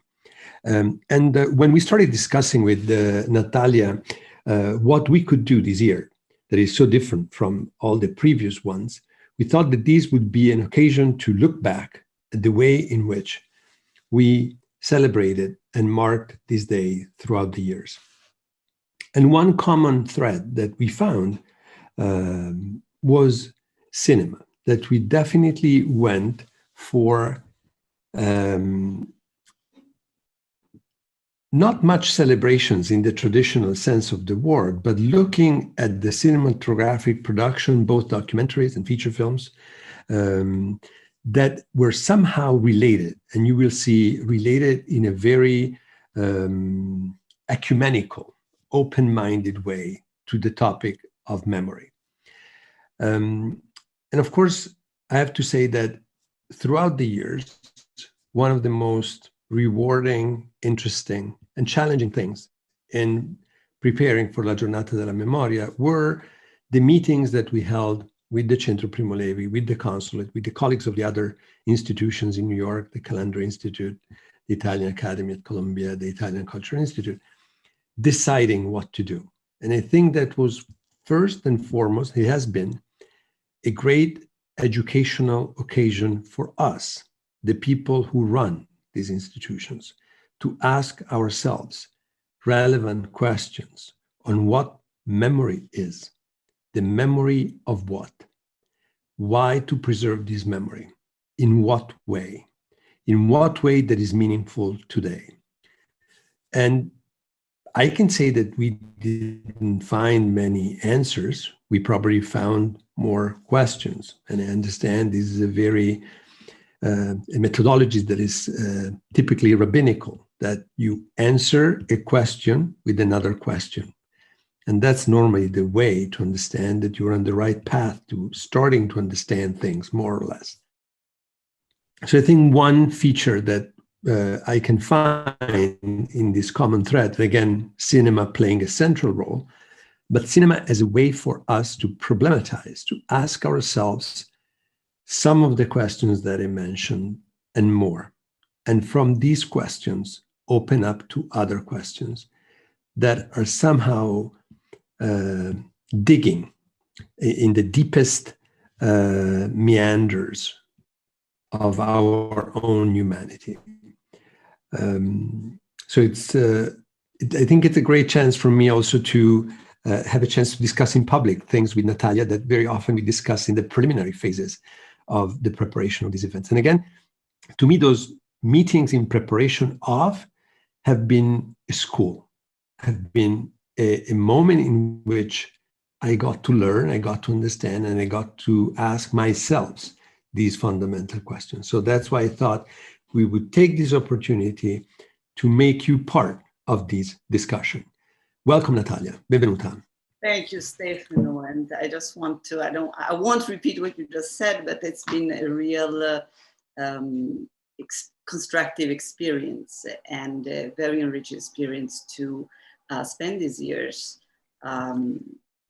producing programs and questioning what was coming, what was proposed to us, what the audience, I think, brought to us. Because for Centro Primo Levi, part of the work, a great part of the work has always been to listen to what the public hears elsewhere, what the public wants to know, what the public doesn't know, and enter a conversation on these topics. So Natalia, we're going to use as a fil rouge of our conversation these films, some of the films that we have presented throughout the years. And the first thematic group that we want to analyze is related to anti-Semitism. It's, you would expect it. It's the Day of Memory. We start with that. But even in that, I think we went through an uncharted, unexplored route in terms of what is normally done in these occasions. And our historical approach of wanting to start from not maybe the beginning, but not from the end. Anti-Semitism does not begin in Italy with 1938, the year in which the racial laws are passed. It has an ancient past. The film we presented that somehow explains or tries to problematize the presence of anti-Semitism in Italy is Paolo Benvenuti's Confortorio. Tell us something about that film and why it's important to look at it again and why it was important in the context of the Giornata della Memoria. Yes, Confortorio is a film that is based on the record of a trial, of an Inquisition trial. It's a trial to two young Jews in Rome who are accused of theft. During the trial, they're sentenced to death. And at that point, the church transformed the trial into a religious trial. They don't want to risk to kill two people who have no soul. They had to convert so that they can guarantee that their souls will go to heaven. The process of the forced conversion begins. They resist and they do not convert. But the process is extremely violent. Anti-Semitism is not an abstract category, is an historical event. It manifests itself in different ways throughout history and has different outcomes. Not all anti-Semitism becomes genocidal or becomes even violent. The church, after a period of extreme violence in which Jews were physically killed, begins politics of restraining Jews, segregating them as a way to force them to conversion and to accept the truth. But also the church treasures the presence of the Jews as witnesses of the new coming, the new alliance that is represented by Christianity.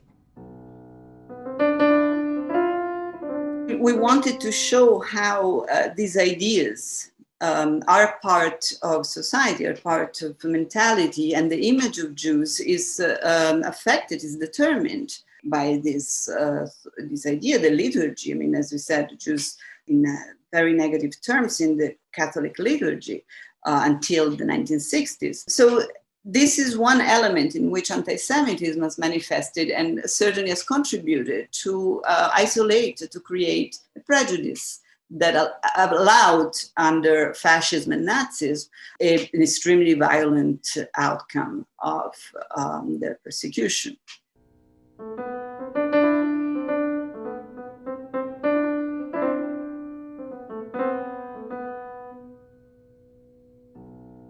And Natalia, I think these films perfectly explains the idea of anti-Semitism as the historiographical French school, Les Annales, would have called the longue durée phenomenon par excellence. It's long-lasting. You don't understand it as an isolated phenomenon.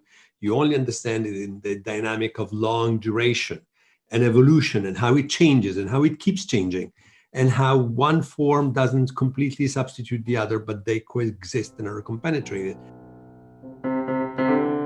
anti-Semitism is not a belief on reality, is a belief that is beyond reality. It's a cultural construction. Is in the minds of anti-Semites, but affects real people. Exactly. And so we remain in Rome, fast forward 200 years, from 1736, when the events of Confortorio take place, to 1943, the deportation of the Roman Jews, one of the most dramatic facts that happened during World War II and during the persecutions. And regarding that, we presented a documentary entitled Oro Macht Frei. It's Rome, it's the Roman Jews at the center of it. What happens in these 200 years? What has changed and what has remained the same, according to these two films? Well, first of all, the historical change. Italy has unified and has unified against the church and in spite of the church. So the church never recognized Italy until 1929, when Mussolini compensates the church for what they consider their loss of control. And at that point, the Jews were equal citizens. We know, like, fast forward a little bit, 1943, after the liberation of the South, the church asked not to abolish the racial laws because they want to return to the previous situation to some degree. They say, we don't want to kill the Jews, but we want to keep them as second-class citizens because, you know, it's absurd that they return to be equal. So things have changed and not. The mentality of belief is very difficult to eradicate and certainly affects the way people saw the Jews. For most people who never met a Jew, that mentality gave the possibility of the prejudice. And so it's a story that is very nuanced. And I think Catherine Campbell, who made the film, who made the historical research for the film that is directed by Jeffrey Bonner, she came with candid eyes to the story. And she really tried to explore all these facets and to account for both the protection that some Jews found in some of the religious institutions, but also the overall atmosphere of ambiguity, of ambivalence that allowed over 2,000 Jews of Rome to be deported and killed in Auschwitz.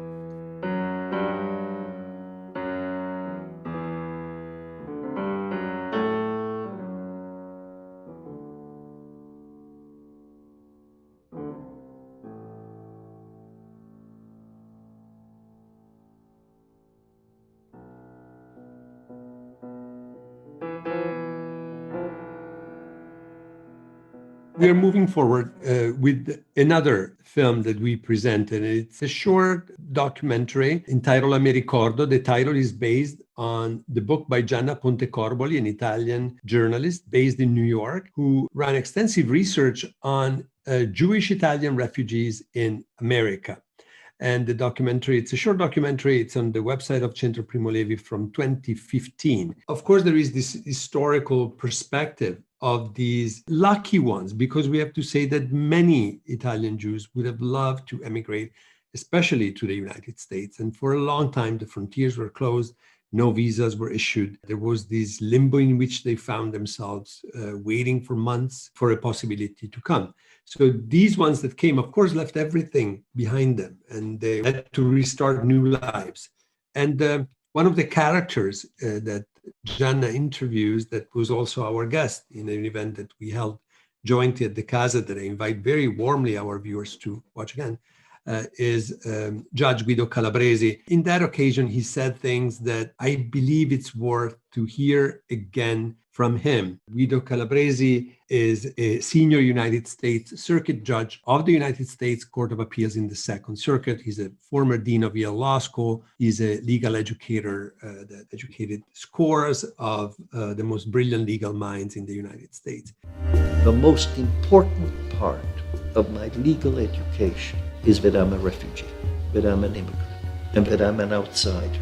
Centro Primo Levi has always focused on connecting scholars and the public at large, and this to promote an image of the past that is not absolute, but rather critical, to promote critical tools and method, and to show a way in which historical research reconstruct past events in their complexity and as a collective work in progress.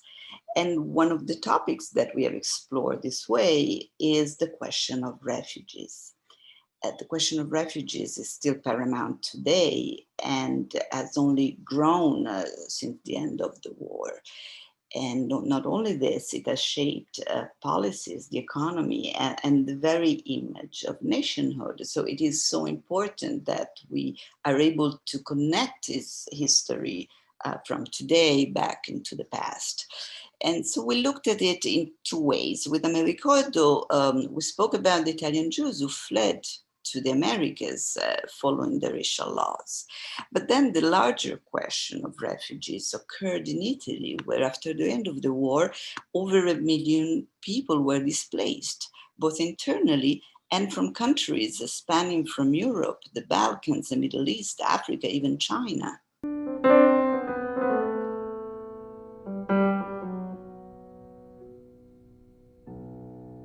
With the three films that we decided to bring up regarding this topic, the first one chronologically is a clip from the liberation of the Ferramonti camp in 1943. Do you want to tell us something about that? So the Allies imposed that DP camps were set up in Italy and led in thousands of refugees.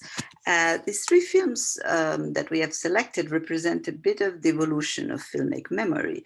First, we have the footage of the liberation of the concentration camp of Ferramonti, taken by the British Army, and probably the first footage of this kind. And now, even though no image is ever neutral, this footage helps us understand and in part challenge the way in which the Italian internment of the Jews was used in the immediate post-war politics, then was completely forgotten.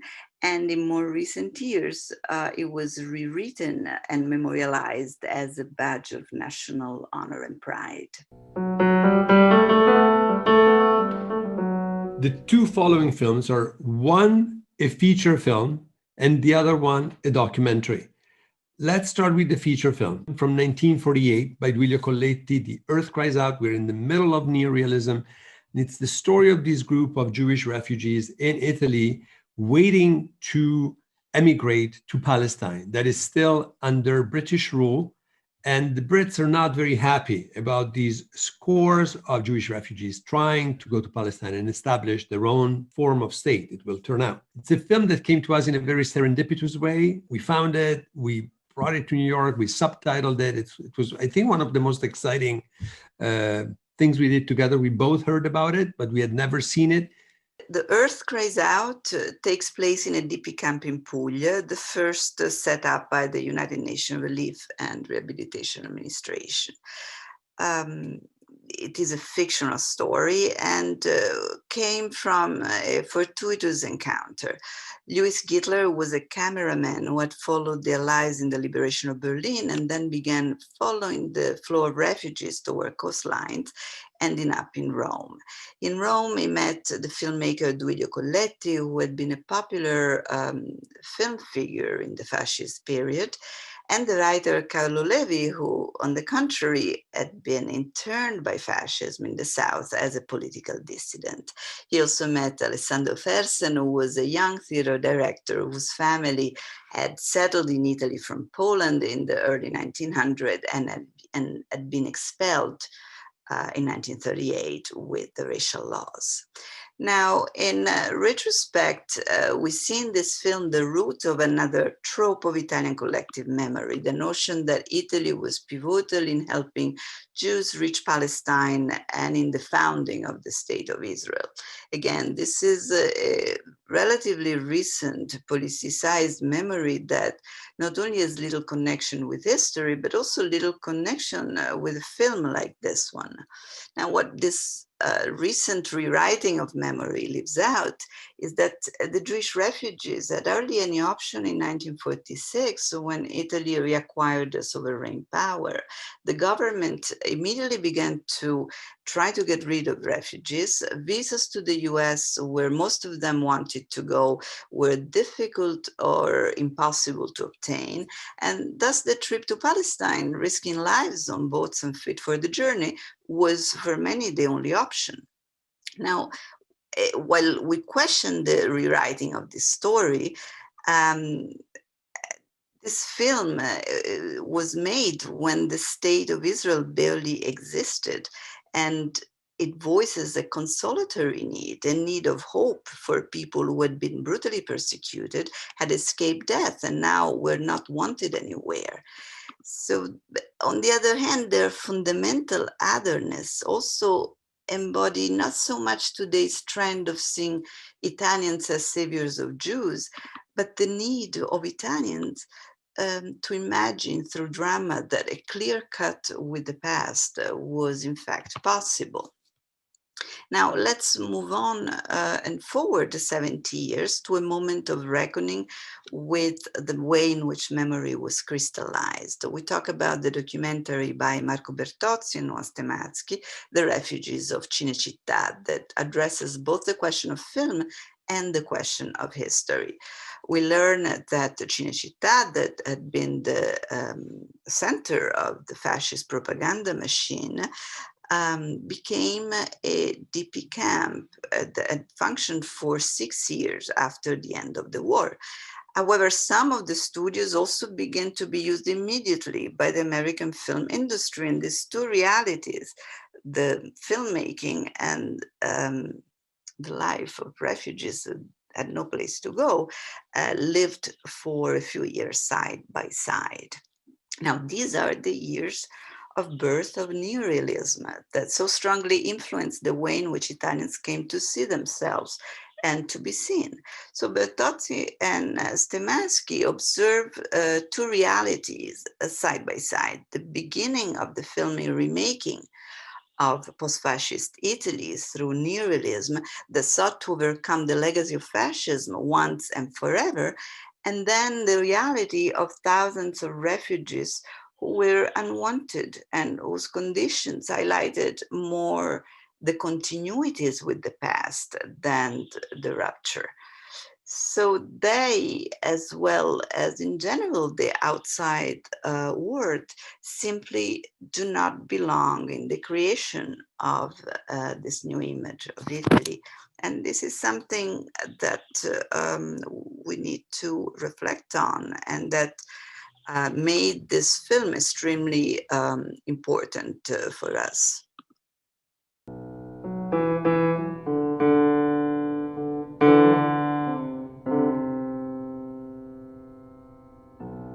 Natalia, the following topic, that of course, these are all connected. It's not that we are talking about isolated points, but it would be colonialism. And this was a specific choice that we made, Centro Primo Levi and the Casa, to look at the Day of Memory not as a form of isolating, a form of persecution, a form of discrimination, but trying to understand them in the context, in the historical context in which these things happen. The colonial context is one of the most important ones, without which we don't really understand what goes on. Of course, colonialism was supported by a very strong sense of racism. You justify your colonial presence if there is an idea that your race is superior and therefore entitled to go somewhere else and plant a flag and decide that that land is yours. Basically, we want to talk today about two films that we presented as part of this discourse on colonialism, two very distant realities. And the first one is The Island of Rhodes. We presented the film The Longest Journey by Ruggero Gabbai. It's a film from 2013. And the film basically deals with the Jewish community in Rhodes. And it's the longest journey because it was the longest trip ever for people to be deported to extermination camps. Tell us something about these films. Of course, there is anti-Semitism, there is colonialism, there are all the aspects, but we decided to discuss it as part of the issue of colonialism. The Longest Journey chronicles the persecution and the deportation of the Jews of Rhodes, which was one of the oldest communities in the Mediterranean and was under Italian rule since 1912. They were first stripped of their rights by the racial laws in 1938, and then the entire community of 2,000 people was rounded up and deported in 1944 through a joint action of the German SS and the Italian civil administration that, after the armistice, decided to remain loyal to fascism in spite of the opposition of a good part of the Italian military on the island. Now, Jews in the Italian colonies had been co-opted by the regime in different ways. The Jews of Rhodes, of Ethiopia, of Libya, of the Balkans were used and, of course, responded and participated. But overall, their role, their self-image, and the way they were represented are so very different from one another, and certainly different from those of the Jews in Italy. While always a minority, Jews in the colonies interact with an oppressed majority and with other minorities that are continuously pitted against one another. We see prejudice functioning in a different environment. As we saw with Confortorio, the persecution of the Jews is inscribed in a long process of self-affirmation of Europe to establish its superiority over other people, particularly the neighbors who lived in the Mediterranean region and the Ottoman Empire. The Jews are the only minority allowed to remain on European soil. And this happens due to a theological reason. The Jews are the root of Christianity, and their humiliation is functional to the self-definition of the Christian society. So when we move to the colonial context, we can rethink the categories of exclusion and reinsert the anti-Jewish prejudice and the persecution into a historical process in which they're not an isolated entity as it appears in much of the memory of the Shoah today.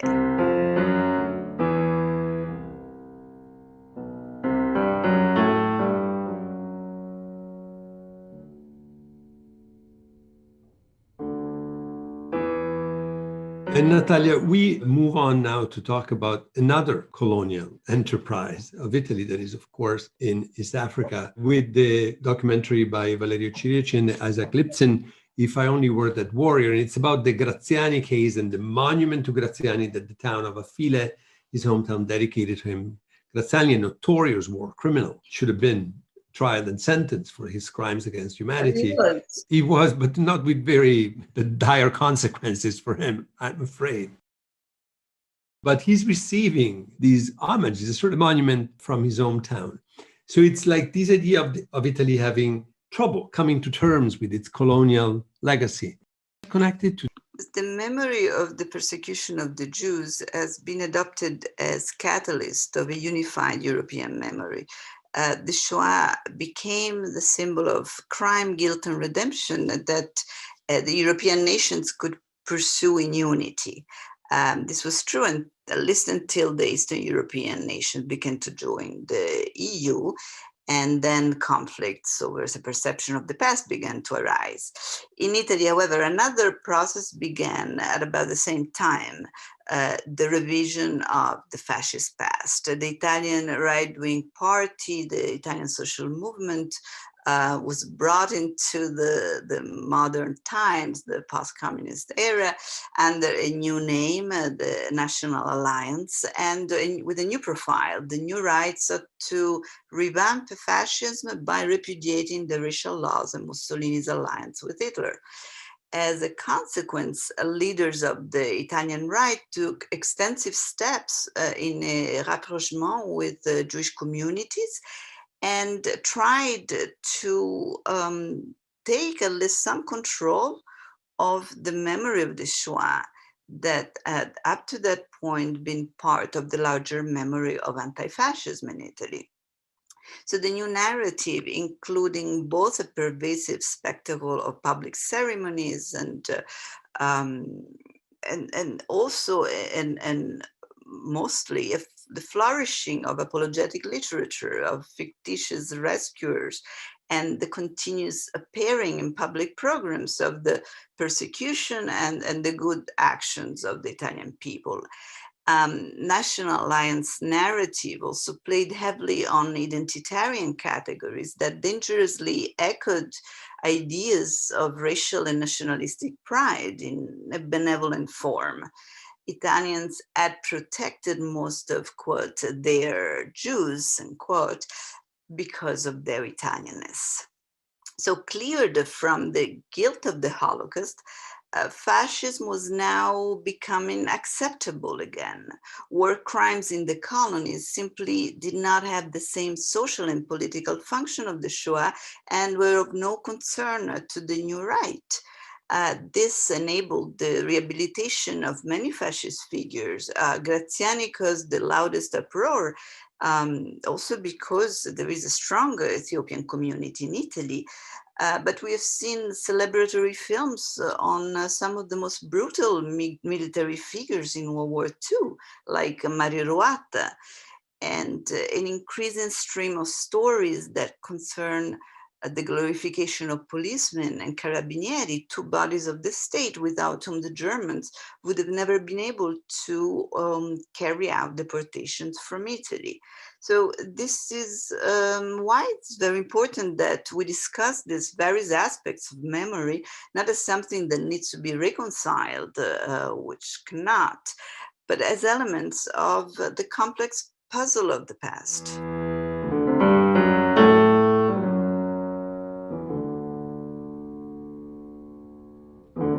And Natalia, our last reflection is about memory itself. And we have the support of images from two of the films that we have presented recently on the occasion of the Giorno della Memoria. The first one is a very strange one. It's strange looking compared to anything else we mentioned.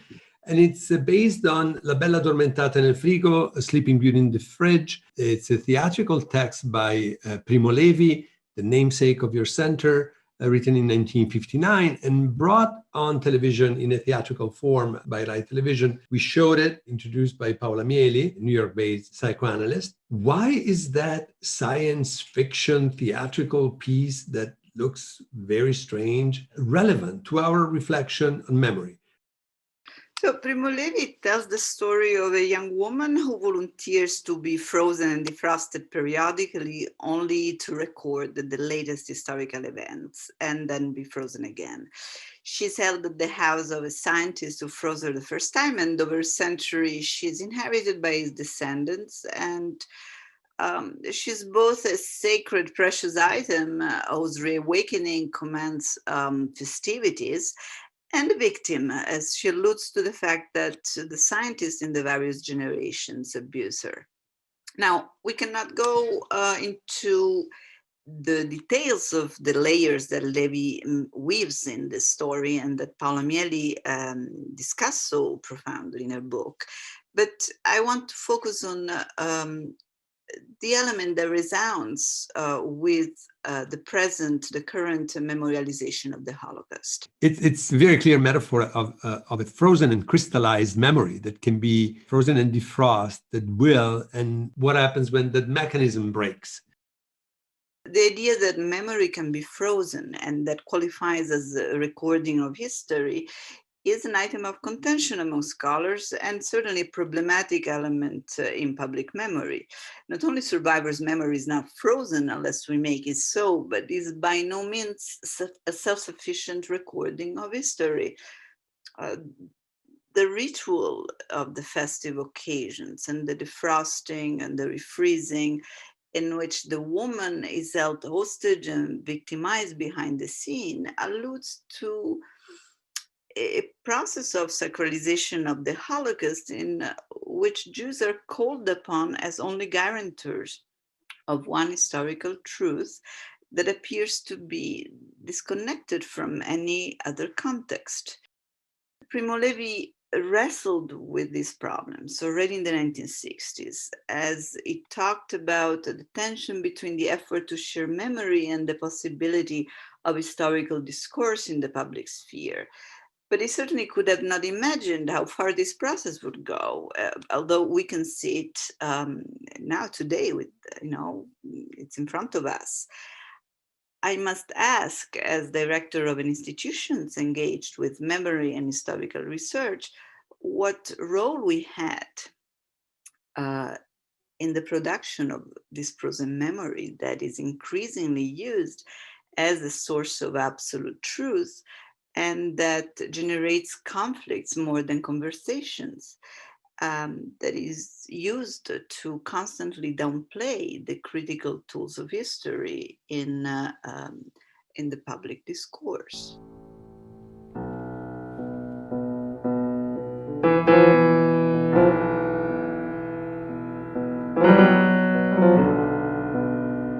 And I think it's also the crucial issue at the center of the last film we want to briefly discuss, that is Peter Stastny, Redemption Blues, in which he addresses exactly the questions that you just mentioned, asking survivors about these very crucial topics. Who remembers, what needs to be remembered, in which way, and what is the function of memory vis-a-vis history, and what's going to happen when there are not going to be eyewitnesses, survivors of the Shoah. So the idea that the disappearance of the last survivors will put an end to the knowledge of the Holocaust is the problem. If survivors were the only guarantors of our understanding of the past, then why would we study history at all? It is obvious that things will change with no survivors in society. It is inevitable, and it is a part of life and part of history. However, to think that we have a way to freeze this memory and bring it forward as is not a solution to their disappearance, but to our inability to discuss history in public life.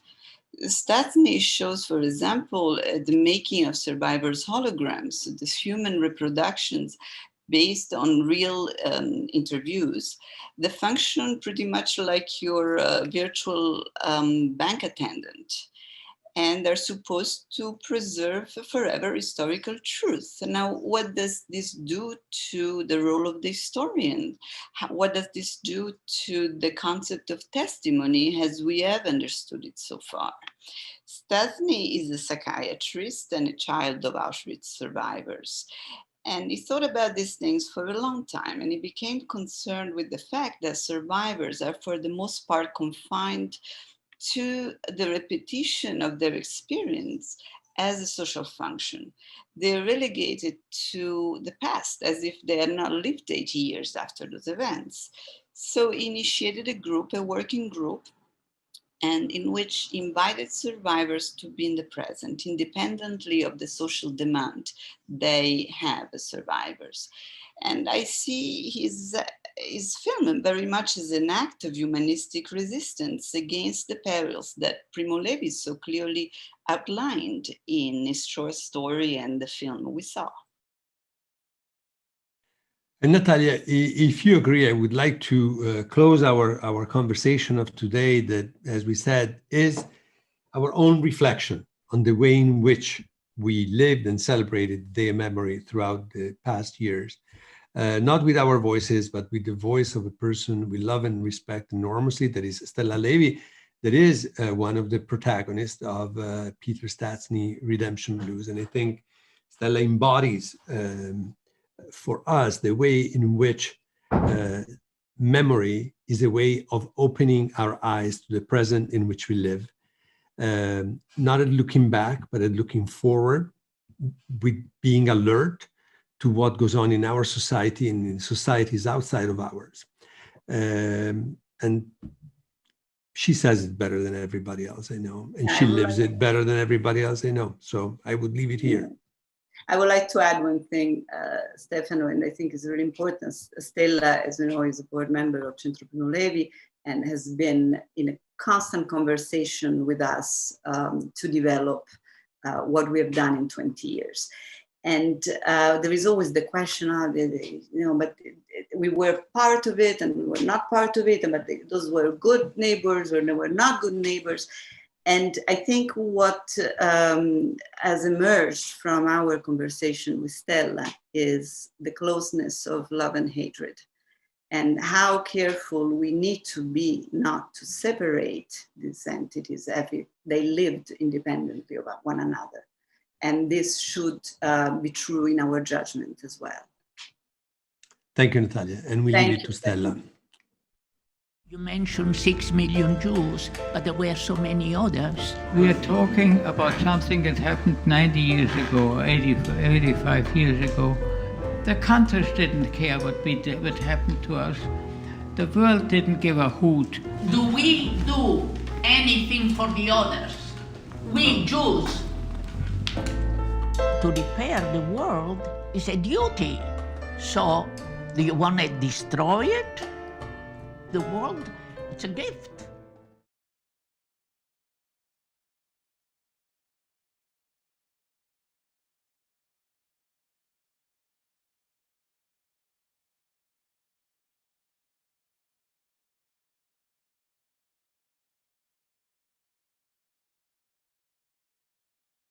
Buonasera a tutti, benvenuti, good evening, and welcome to the Italian Academy. I am Barbara Faedda, the Academy's Executive Director, and I'm glad to open our symposium marking the Day of Remembrance 2020. As some of you already know, our program started in 2008 as an opportunity for all of us to learn more about the Holocaust, as well as about issues linked to anti-Semitism, racism, and discrimination.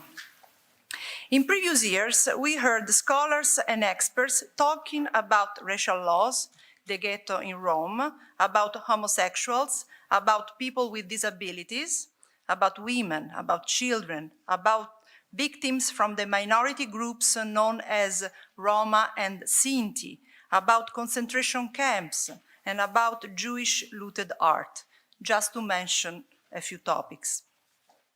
Last year, we focused on a very timely issue, anti-Semitism, hate speech, and social media, and we invited two distinguished scholars in the fields of communications and of law. Although we don't usually repeat a theme, we are very concerned by what's happening now, especially online extremism, anti-Semitism, and historical denialism, and negationism, misinformation, and the manipulation of social media to pursue neo-Nazi and neo-fascist ideas. On September 9th, 2019, Facebook closed a large number of Facebook and Instagram pages and accounts managed by or associated to far-right neo-fascist movements Casa Pound and Forza Nuova. About 10,000 pages and accounts were closed, so about 10,000. All these pages were removed by the social media, and the purge included the personal accounts of far-right and neo-fascist political leaders, but also elected representatives, public figures, but also simple militants. So many pages. The page Casa Pound Italian alone had over 270,000 followers.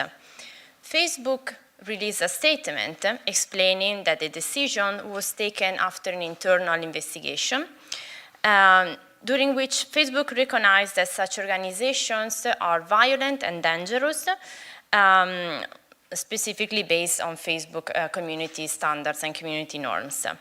So as Facebook reported, these movements were using the platforms to organize public events and rallies to remember and commemorate Mussolini, for example, but also violent protests. Let me just change the slide. Actually, no, I'm going to change it later. Yes, but also violent protests against migrants, in which these movements, they literally meet to try to prevent the migrants to reach family shelters. They burn down cars, they destroy aid foods, and they're also participating in conferences organized all over Europe, where they show and they perform symbols of hate, such as the Celtic cross or the Nazi salute. So let's remember that Casa Pound and Forza Nuova members are routinely sentenced for incitement of violence in Italy and also other crimes. Over the last 5 years, Forza Nuova itself was sued 240 times, and which resulted in more than 10 convictions. So this kind of intervention perpetrated by Facebook, deplatforming, it's used by, it's a tactics used by platforms to limit unwanted, dangerous behaviors on their services, especially when this behavior violates their terms of services or community norms, as we said. So for example, you might be familiar with the recent deplatforming of anti-vaccination movements from Facebook and other platforms, and Pinterest and Instagram, specifically after recent new outbreaks of measles. But in terms of political deplatforming, platforms started to ban far-right movements around 2017, right after the United the Right white supremacist rally, 2017, where you probably remember a white supremacist drove his car into a crowd of counter-protesters, killing one and injuring many others. 2018 is usually referred to as the year of political deplatforming, with famous far-right influencers and public figures being banned from social media and platforms in the US, including Alex Jones, if you are familiar with him, and also his website, Infowars. But it's really after Christchurch shooting in 2019 that online hate speech became a matter of security, and platforms started to more systematically enforce the deplatforming for hateful and dangerous organizations. Now, Costanza and I, as editors of the Misinformation Review at Harvard, we are very much interested in deplatforming operations because, well, first of all, it's a relatively new type of intervention, but also because there is not much research about it, and there is this debate about, is the right thing to do, is it going to work, is it going to maybe radicalize people even further, and so on. So there are very few documented cases of deplatforming, so we hope that this research will contribute in this area, on this topic. So going back to our case study, this particular case study of deplatforming of 10,000 pages neo-Nazi, neo-fascist organizations in Italy is very interesting for two reasons. First of all, for its scale, because it's really one of the largest operations ever happened internationally. But the other reason is because, unfortunately, it had some unexpected, definitely counterproductive effects. Indeed, Casa Pound and affiliates didn't take Facebook deplatforming very well. Not only they organized street protests in over 100 Italian cities and also symbolic actions such as gagging statues and promoting memes that of course make the point that Mark Zuckerberg works for the left or is a communist or whatever, but and even more importantly, they started a lawsuit against Facebook. So these movements, they took Facebook in front of the Italian Constitutional Court. They sued Facebook and they asked for the immediate reopening of all the pages and all the accounts. And this happened 3 days after the deplatforming, so still in September 2019. The trial lasted only a few months. The sentence came out in December, on December 12, and guess what? The court established that all the pages had to be reopened. So all the pages are actually opened again now. So all this, the platform operation is completely nulled. So Facebook had to reactivate all the pages and accounts, and that happened. And this is a first, I'm telling you, it's a first internationally. It's the first documented case of a hate organization, group of hate organizations that successfully sue in a court a platform for a deplatforming operation and obtained the reopening of all the pages and accounts.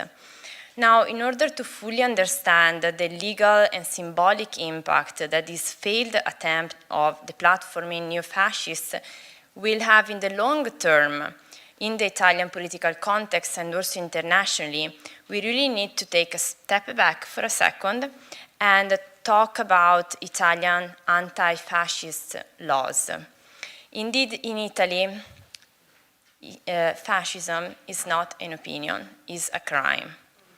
These movements use specific tactics and strategies to exist as political movements in Italy, despite these Italian anti-fascist laws. And now we will hear Costanza telling us how they managed to do that.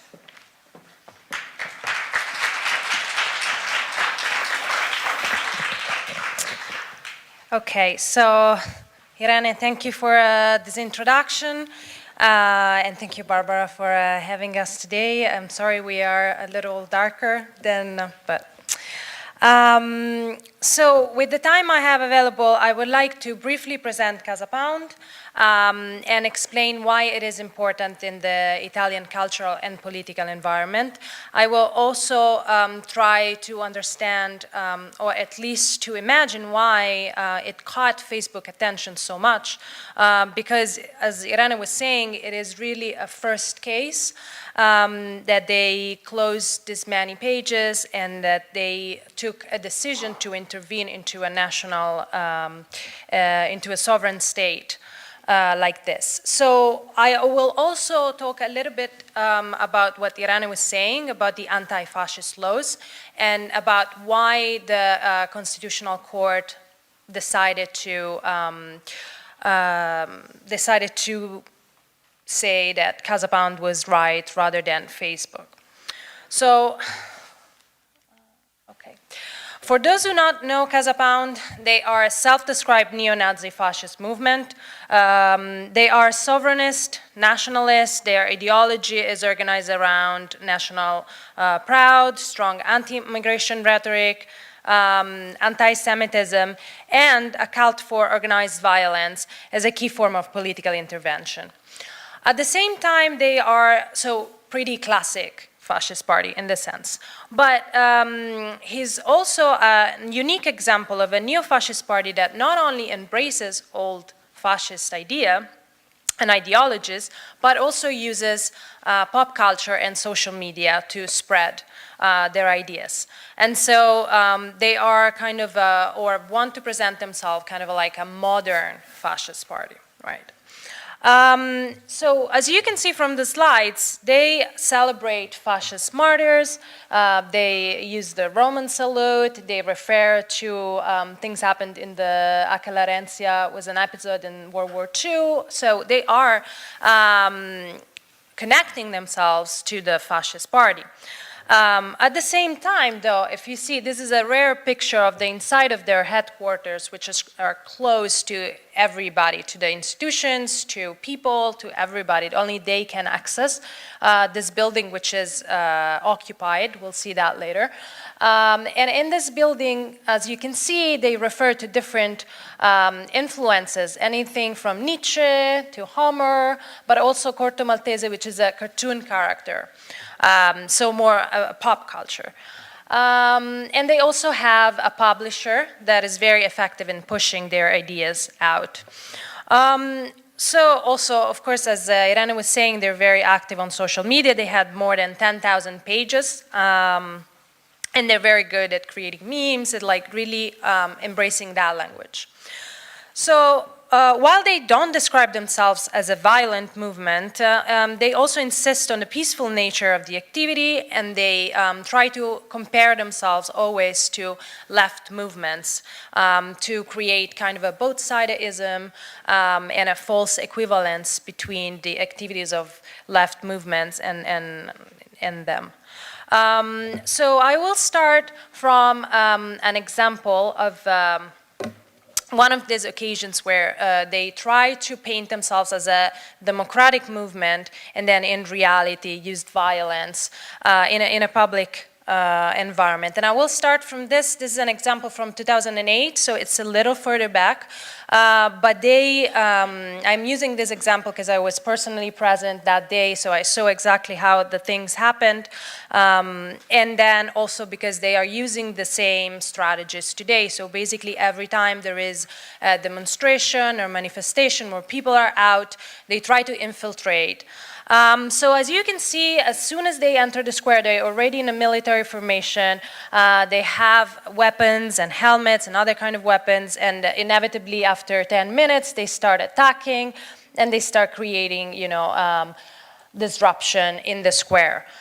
This was a peaceful demonstration against reform of the educational system. So what is important also to notice here is that in the next days, both pictures and videos started to appear of the police helping them or escorting them in the square, or in this case, from this frame, you see the policeman telling one of the leaders, the guy in the center there, to leave so that they wouldn't have to arrest them.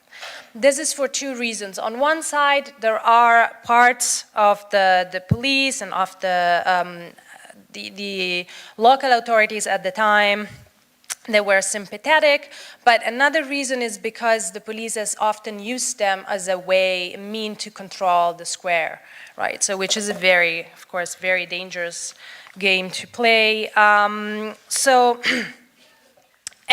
in this case, they said they were democratic and they just wanted to be part of the square. And then, So why do they say they are democratic, and why do they say they are not the same as Mussolini's party?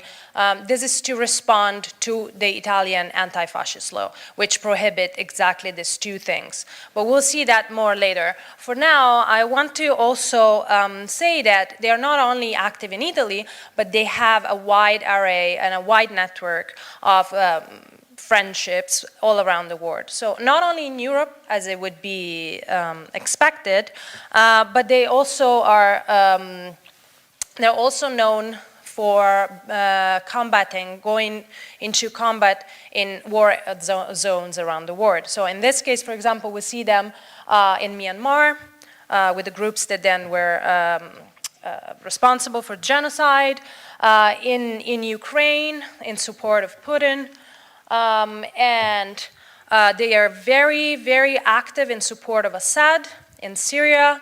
And you can see that banner is also against the United States in support of Assad. Also, they organized an event in Rome with Hezbollah. So as you can see, they have a really varied network. So going back, what is Casa Pound? It was originally born as a movement, a network of far-right social centers arising from the occupation of a state-owned building in Rome in 2003. So for those who know Rome, you can see that's the rooftop, and it's really in the city center of the city. And you can see that's the facade. They are still showing a flag from Syria because they're very active. So from 2003, they became a political party in 2008, stayed a political party between 2008 and 2019. In that period of time, they managed to elect around 68 representatives in multiple cities. But then they recognized that their real power is more in the movement rather than in being a political party, and so went back to just being a movement and support other parties, as we will see after. So regarding the laws, as Irene was saying, fascism in Italy, it's not just an opinion, but a crime. We have two laws, in fact, the Scelba law from 1952 and the Mancino law from 1993 that dictates from 5 to 10 years and fines up to 10,000 euros for those who circulate pro-fascist ideas or try to reorganize the fascist party. So why are they rarely enforced? from the legislator point of view, they also go in contrast with Section 21st of the Italian Constitution, which similarly, in a way, with the US Constitution, defends freedom of speech. So this contrast makes it possible that the judges usually rely on a sentence of the Constitutional Court from 1957 that established that in order for anti-fascist laws to be enforced, it's not sufficient to just promote fascist ideology, but to promote the ideology of that, to try to recreate Mussolini's party. And as long also it is possible to talk about fascism and promote fascism, as long as it is not anti-democratic. So for this reason, Casa Pound uses exactly these two propaganda strategies. On one side, they present themselves as a better and improved version of fascism, as fascists of the third millennium. And while they identify with fascism, they also think of themselves as improved. Of course, this is a baseless claim, because in reality, their program quotes verbatim many parts of Mussolini's original program. So also they present themselves, the second point is they present themselves as democratic, as we saw before. This is of course not the case because many of them, as even Irene was saying, they have been sued for assault and condemned for assault, etc. But this reflects a classic fascist strategy to enter the mainstream. So as I was saying, their real power is not really political. They move around 500,000 votes, an estimate, which is not so little, but also not that much in Italy. But their real power is in as a propaganda tool, and in their ability to put fascist ideas into the mainstream. And also because they have a very strong hold on local communities because of the different community centers that they opened.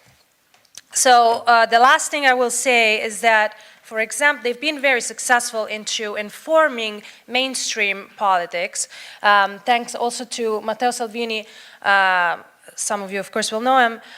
He, of course, was very close to becoming the prime minister a couple of months ago, and still his party, Lega, is one of the main parties in Italy. And so Lega before him was less far right. He moved it to the far right, and he introduced Casa Pound and other groups' ideas into the mainstream. So you can see, for example, he's very cozy with them. There's a dinner party with all of the leaders, but also this is at the stadium where he's wearing their clothing line, and he even published a book with them. So this really helped normalizing their ideas and then put them in the mainstream. So in conclusion, by masterfully playing on classic right-wing talking points, shaped also on the anti-fascist laws in Italy, they were able to create support both locally from political actors, including from law enforcement, and to cut out really a political space that is interesting in this sense. And Facebook deplatforming was very interesting as an external influence in this political environment. It was also very interesting that the court actually was with Casa Pound on this one. And I will leave the floor to Irene for the conclusions.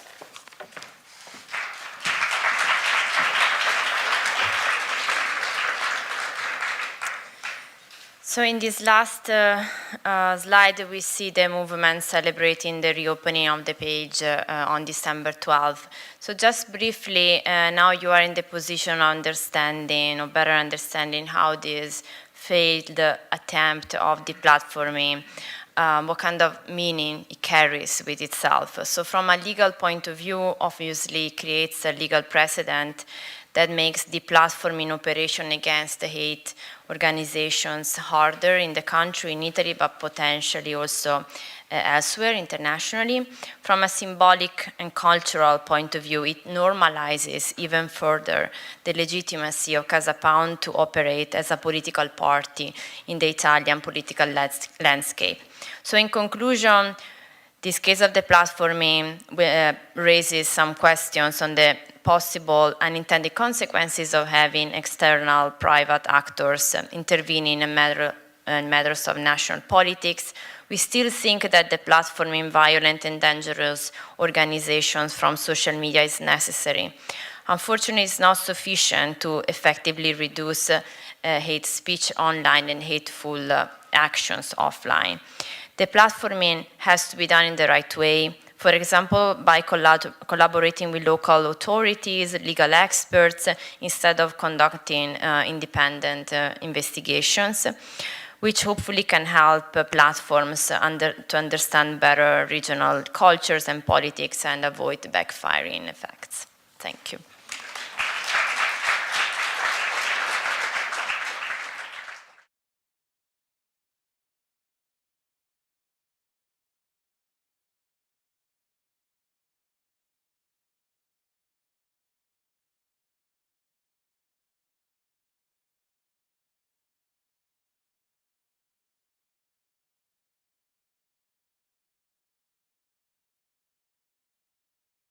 Va bene ragazzi, mi raccomando, fate i compiti che vi ho assegnato.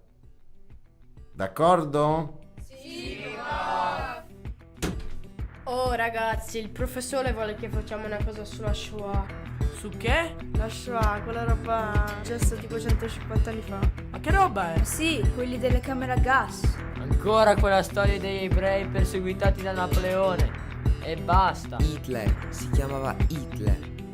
Vabbè, Hitler, Napoleone, uno di quelli là. Ma che barba! E poi è roba triste, non se ne può più.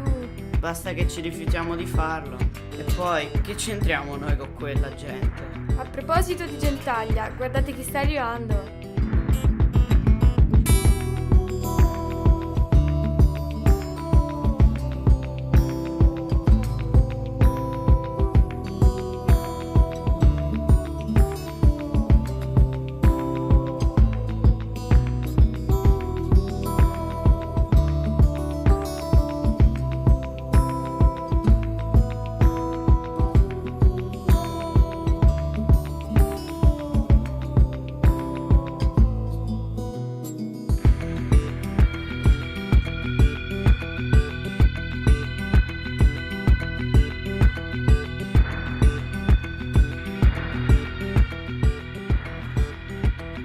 Non valete niente, scarafaggi.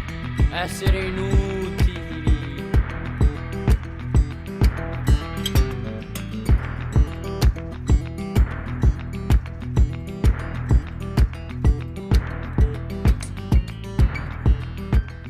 Sparisci.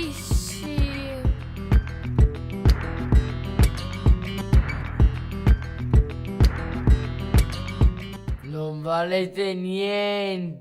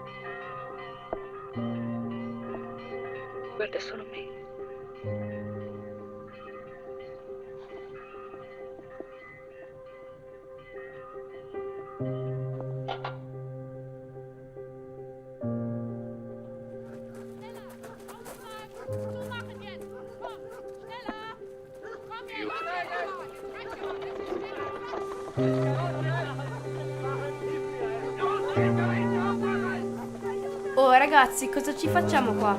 Ma cos'è uno scherzo? Abbiamo tutti i vestiti vecchi. Sono vestiti di ebrei. Come fai a saperlo? La stella sui vestiti era quella degli ebrei dopo le leggi razziali. Ma io non sono ebreo. Mi sa che qui lo siamo tutti. Oh ragazzi, cosa ci fa sto baule qua? Guarda, c'è scritto qualcosa. Leggi tu, Matilde. Chiunque trovi queste lettere le legga per favore.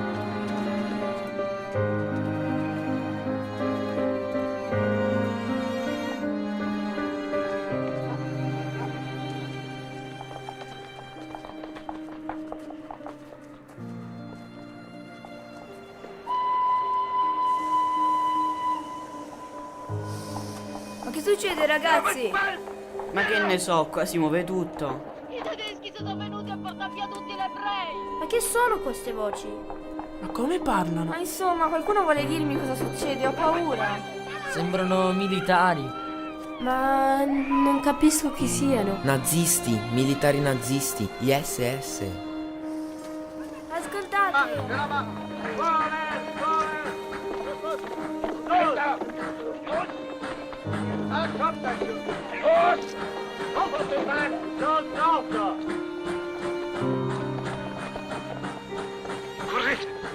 Ma dove ci stanno portando? È iniziato tutto con quel baule aperto. Fatemi leggere. Forse qua avremo le risposte.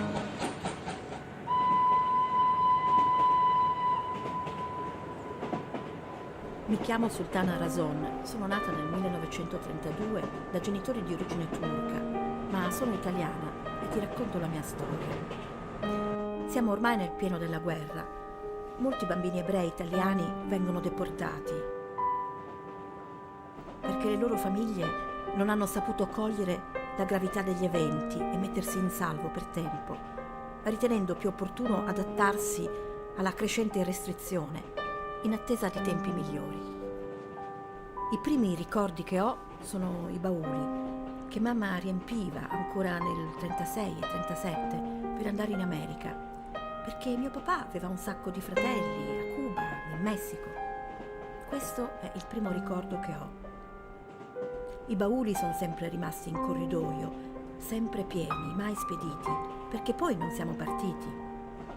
Con l'uscita delle leggi razziali iniziavamo ad avvertire l'ostilità. Ci dicevano che eravamo scarafaggi, esseri inutili, che non valevamo niente, che dovevamo sparire. Ma non avevo molto sentore. Sentivo che c'era trambusto in casa, i pianti di mia mamma, discussioni perché mio padre avrebbe voluto andare via dall'Italia. E lì erano iniziate le opposizioni della mamma che non voleva muoversi. Pensava che fosse tutto una cosa passeggera. Non siamo partiti per aspettare l'evolversi delle cose. E finché ci si è resi conto che forse era meglio se fossimo partiti. Le frontiere erano chiuse.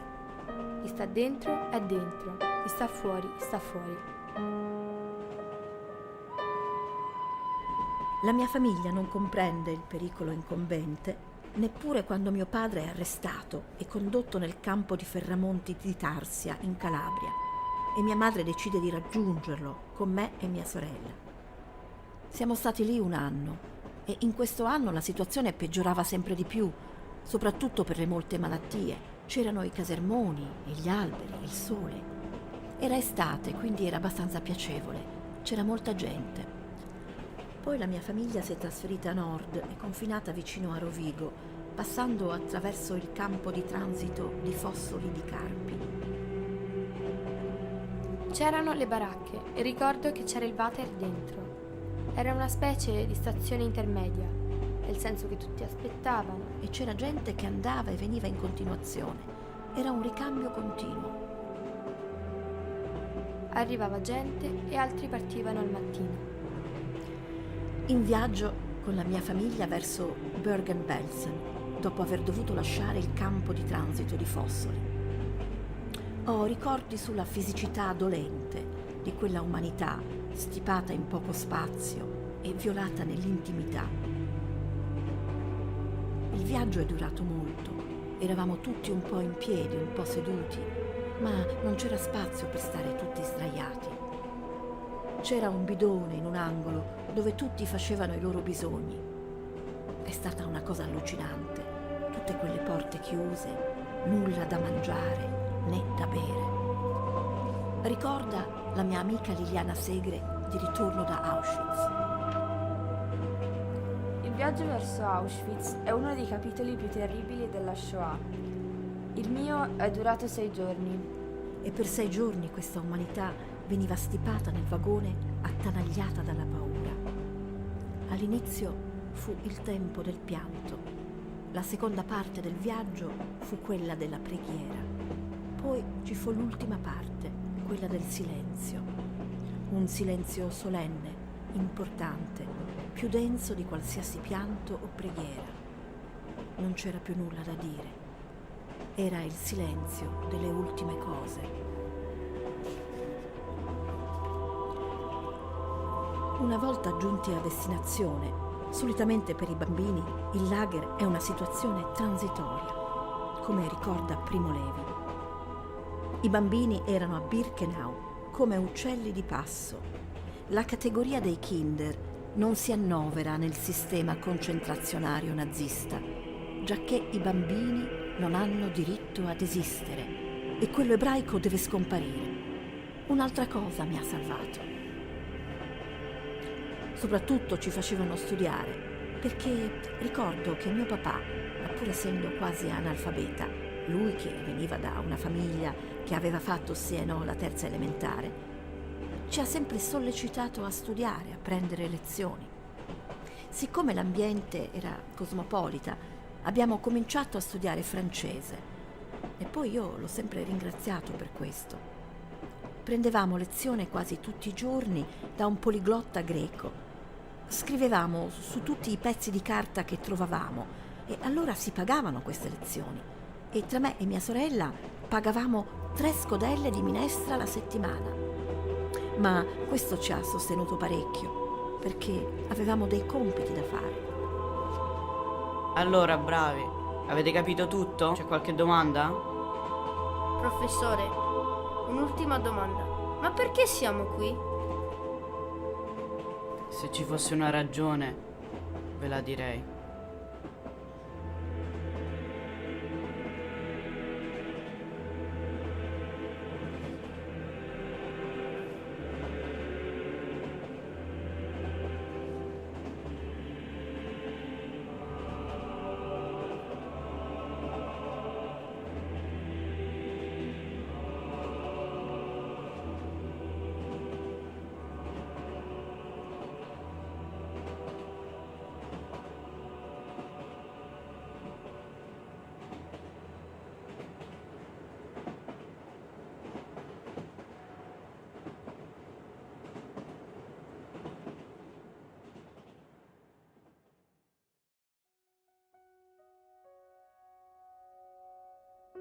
Avevo paura di ciò che i miei occhi potevano vedere.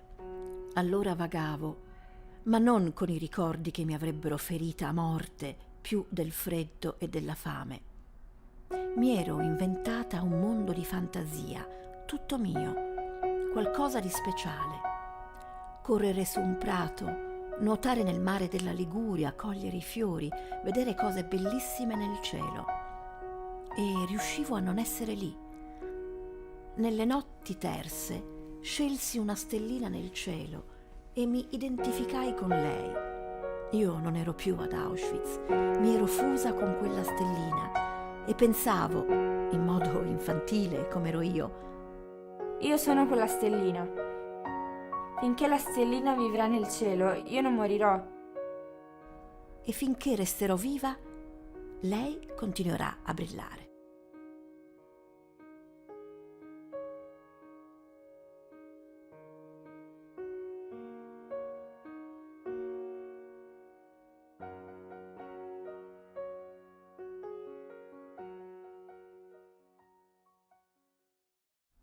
Aggiungo a ulteriore chiarimento. Quando nel 1938 mio padre Alberto, internato come me ad Auschwitz e mai più tornato, Mentre eravamo a tavola mi disse: Liliana, da domani non puoi più andare a scuola. Usò questa frase: sei stata espulsa. Potete immaginare quali siano i miei sentimenti quando risento la parola espulsione. Resto comunque contenta di essere stata una vittima e non una carnefice.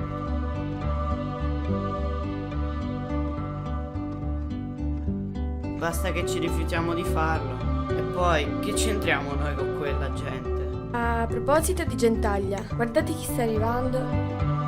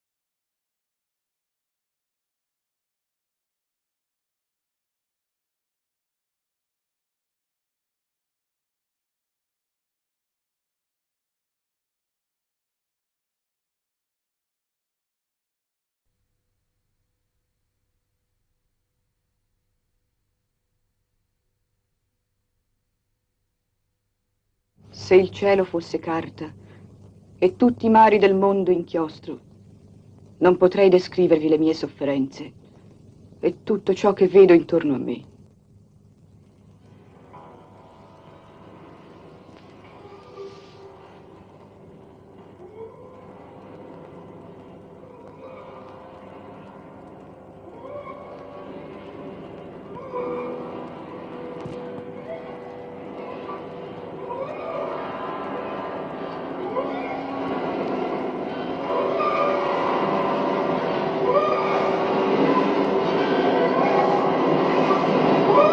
Questo accadeva negli anni fra il 1935 e il 1939.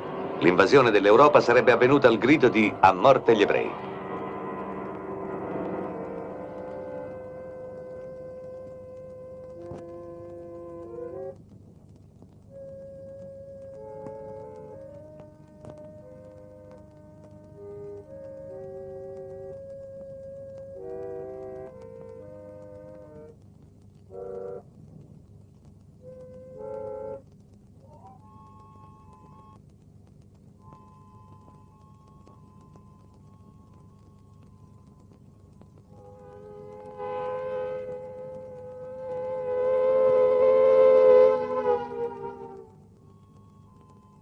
La sera del 26 settembre 1943, i rappresentanti della comunità israelitica di Roma, convocati all'ambasciata germanica, furono informati dal maggiore delle SS Herbert Kappler che gli ebrei romani dovevano versare entro un giorno e mezzo 50 kg d'oro. In caso di inadempienza, deportazione in Germania di 200 ebrei. La voce si sparse immediatamente. Al centro di raccolta, stabilito in un ufficio della comunità, l'affluenza andò man mano aumentando. Gli oggetti d'oro rappresentano spesso dei cari ricordi e in tempi di calamità sono la migliore risorsa per i frangenti estremi. Ma non erano ammessi contributi in denaro. Di lire italiane il grande Reich non ne aveva bisogno. Tutta Roma aveva saputo del sopruso tedesco e se ne era commossa. Guardinghi, come temendo un rifiuto, alcuni si presentarono alla sinagoga. Quasi umilmente domandavano se potevano anche loro, se sarebbe stato gradito, e fu raggiunto e superato il quantitativo richiesto.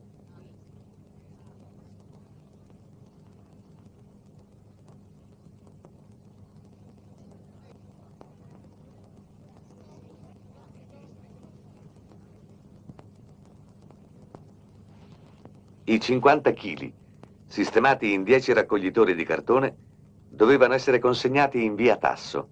Forse questa è la prima apparizione del nome di via Tasso nella cronaca gialla e nera dell'occupazione tedesca a Roma.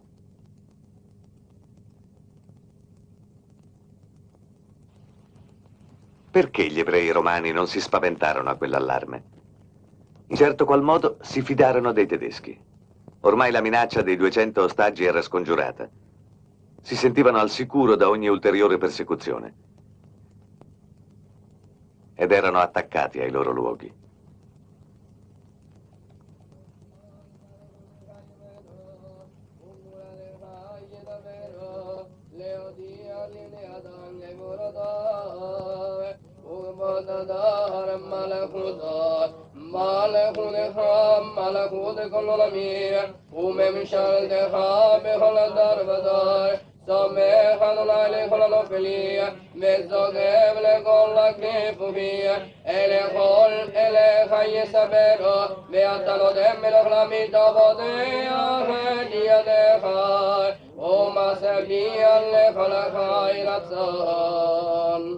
Adonai Yoshima, Amelech Yanenu Beyo, Ekoreno, Barehu, Et Adonai, Ammi Borai, Baruch Adonai, Ammi Borai, Leolam Bae. All'insaputa di tutte le altre truppe tedesche di stanza a Roma, la sera del venerdì 15 ottobre giunge dal nord un reparto specializzato di SS. Il generale Steller ha ricevuto un ordine segretissimo del Reich: arrestare centinaia di famiglie ebree e inviarle in Germania.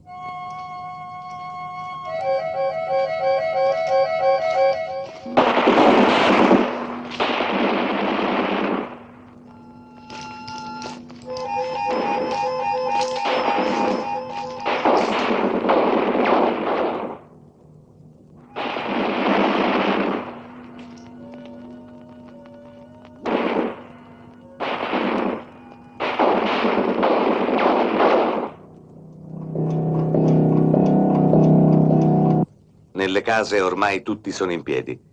I vicini si riuniscono per farsi coraggio e viceversa non riescono che a farsi paura a vicenda. Soltanto i tedeschi sapevano la ragione di quell'inferno. Più tardi, con la logica e il senno del poi, si capì che i tedeschi avevano voluto spaventare la gente di ghetto per costringerla a tapparsi in casa e prenderla tutta. Verso le 4 del mattino, infatti, la sparatoria si placò. Ebbe inizio la razzia. I mamanni! Occhialone! Agno! Cappella cappina tutti! Esterina, i tedeschi! Westerfuhm e vengo! Achtung, Achtung! Alle Abteilungen sind verpflichtet, binnen 12 Stunden die erhaltenen Befehle auszuführen. Alle auf den verteilten Listen angezeigten Juden müssen verhaftet und sofort zum Versammlungsort geführt werden. Irgendwelche Widerstandsversuche müssen ohne Rücksicht beseitigt werden. Frauen, Kinder, Alte, Kranke werden ihrer Gedanken folgen.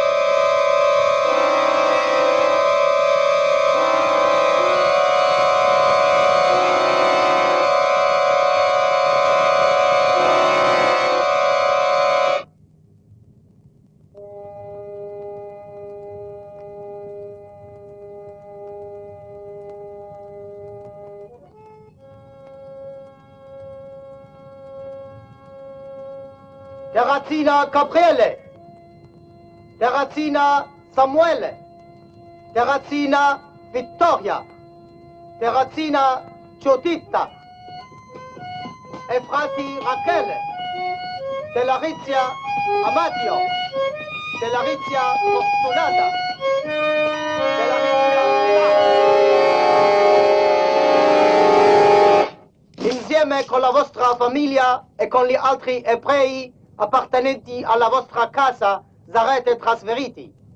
Bisogna portare con sé viveri per almeno 8 giorni, tessere annonarie, bicchieri, si può portare via biancheria personali, denari e gioielli. Chiudere a chiave l'appartamento e prendere con sé la chiave. Ammalati, anche casi gravissimi, non possono per nessun motivo rimanere indietro. Infermeria si trova nel campo. La razzia si protrasse fin verso le 13. Negli altri quartieri il rastrellamento si era svolto con la stessa procedura, ma naturalmente più alla spicciolata. Quando fu la fine, per le vie del ghetto non si vedeva più un'anima. Tutta Roma rimase allibita.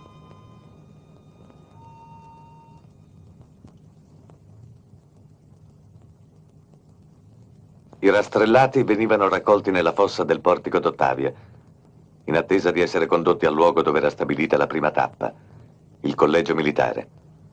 3 giorni dopo, un treno piombato in partenza dalla Tiburtina li avviava verso la Germania.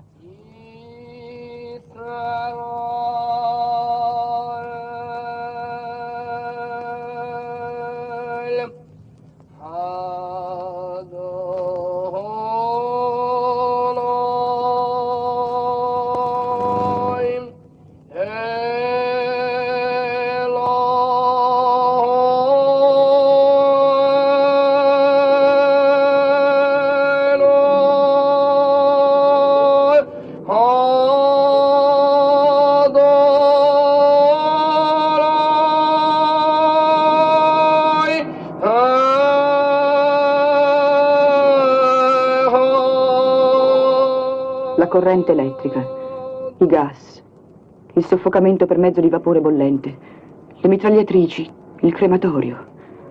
Ecco il Golgota di milioni di ebrei. La nostra fine si avvicina. Lo si sente, lo si sa. Tutti siamo condannati a morte.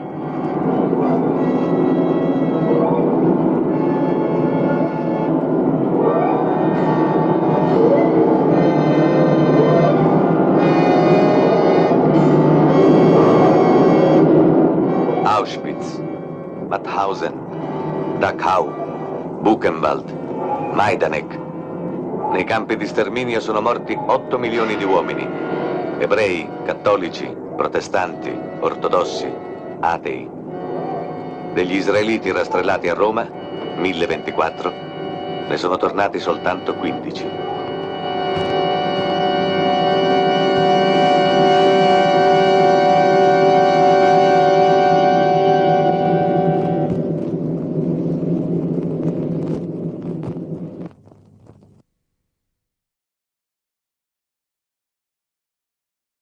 I'm pleased to take part in this important ceremony organized by the Italian Consulate General and its partners to mark the Holocaust Remembrance Day and the 20th anniversary of the Giornata della Memoria in Italy.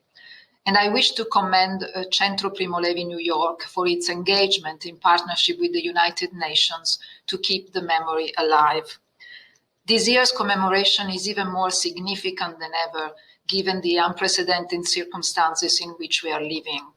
The COVID pandemic is holding us back from being together in person, as we traditionally do for the reading of the names of fellow Jews deported from Italy and the Italian territories. However, the strength of La Memoria, the remembrance, is such that despite the restrictions imposed to our lives, we are together nevertheless. This is yet another testament to our determination and commitment to the fight against anti-Semitism and against all forms of discrimination, racism, and violence. Remembering is painful but extremely necessary, especially in these trying times. The current multidimensional crisis is breeding hate speech, discrimination, racism, and xenophobia all around the world. These very concerning trends are stark reminder that we must never, never lower our guard. What seems impossible to understand and even inconceivable to us could indeed happen again unless we remain vigilant. Remembrance and education are not only a moral imperative, they are essential to nurture mutual understanding, dialogue, and tolerance. Respect of human dignity and fundamental rights must guide everyone, everywhere. We owe it to all the victims and their families. We owe it to ourselves and to our shared humanity, not only for the sake of the past, but also for our future generations.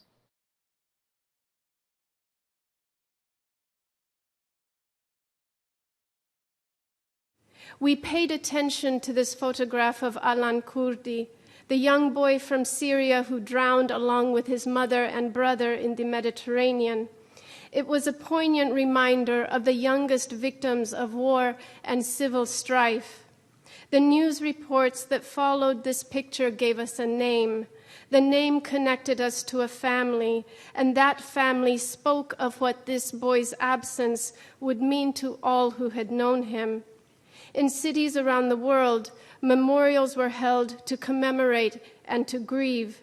We could not know what it meant to drown, but for a moment, we began to understand the magnitude of what was lost. In the chapter, The Gray Zone, From the Drowned and the Saved, Primo Levi questions if survivors of Nazi terror have succeeded in understanding and making others understand their experience. He goes on to define what he means by the verb to understand. It coincides, he says, with to simplify. The world is so complex and so tangled, he asserts, that we simplify in order to find our footing and figure out what action we must take. We reduce the knowable down to words and concepts that will allow us to embrace what is incomprehensible. We narrow our vision, set aside the lingering questions, and stand in front of what can be contained. Here is the little boy who has drowned. Look at him and understand the numbers he represents. Consider the desperation that put him on that boat. We mourn for him, this boy who symbolizes the very best in human nature, that aspect of ourselves that has fallen victim to the recent waves of terrorist attacks and ongoing violence.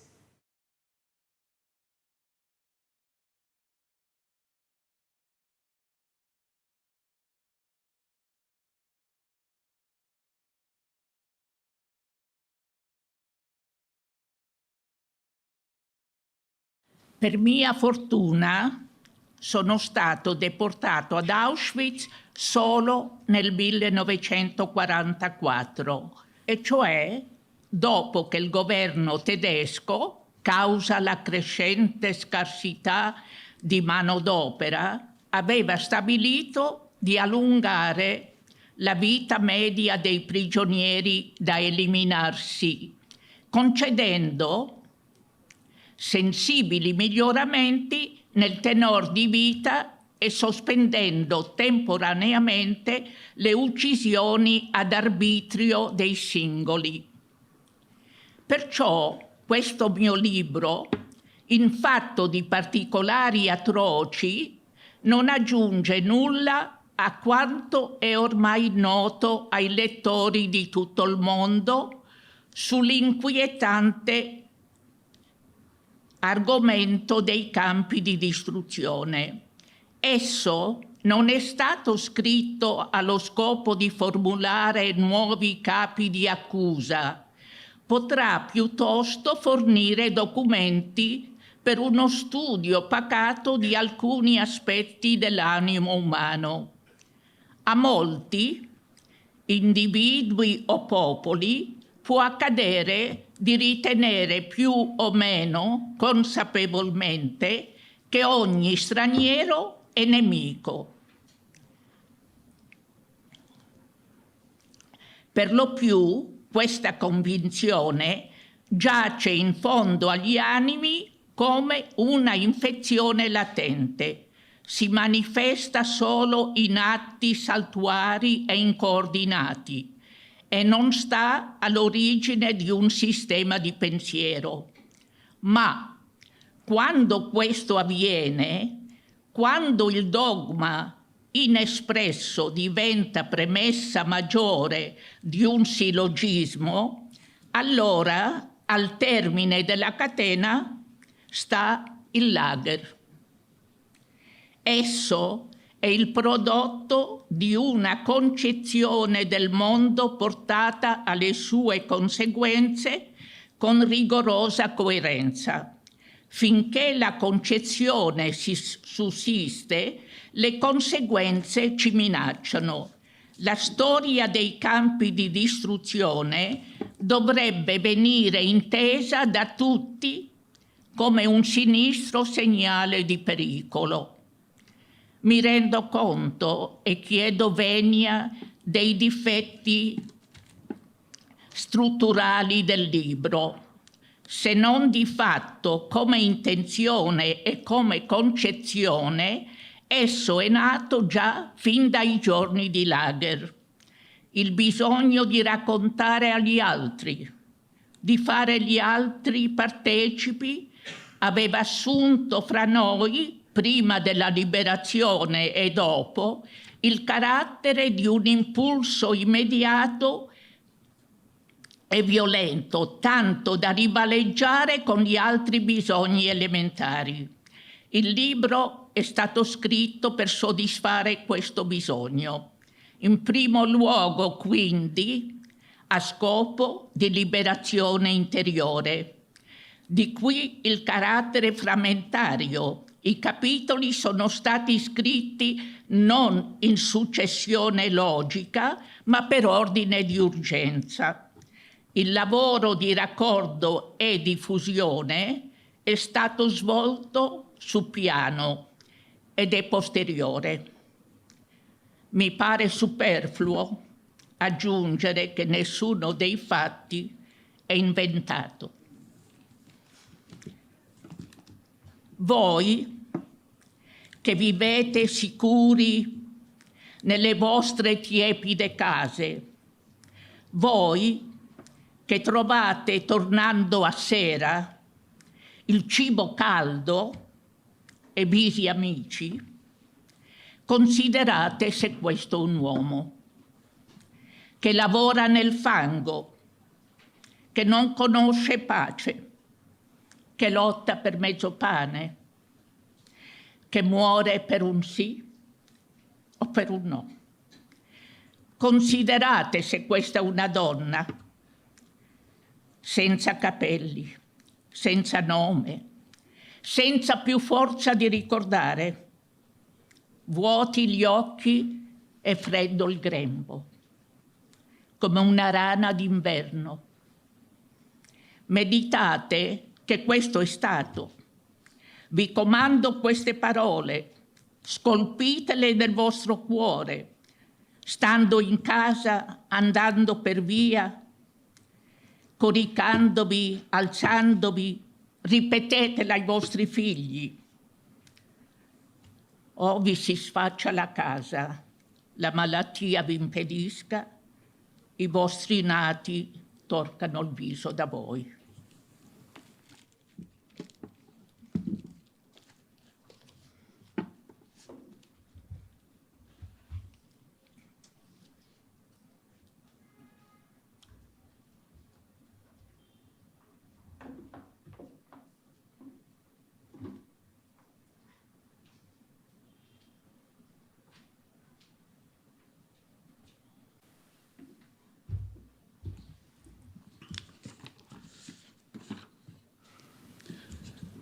You who live safe in your heated houses, you who come home at night to find hot food and friendly faces, consider if this is a man who toils in the mud, who knows no peace, who fights for half a loaf, who dies by a yes or a no.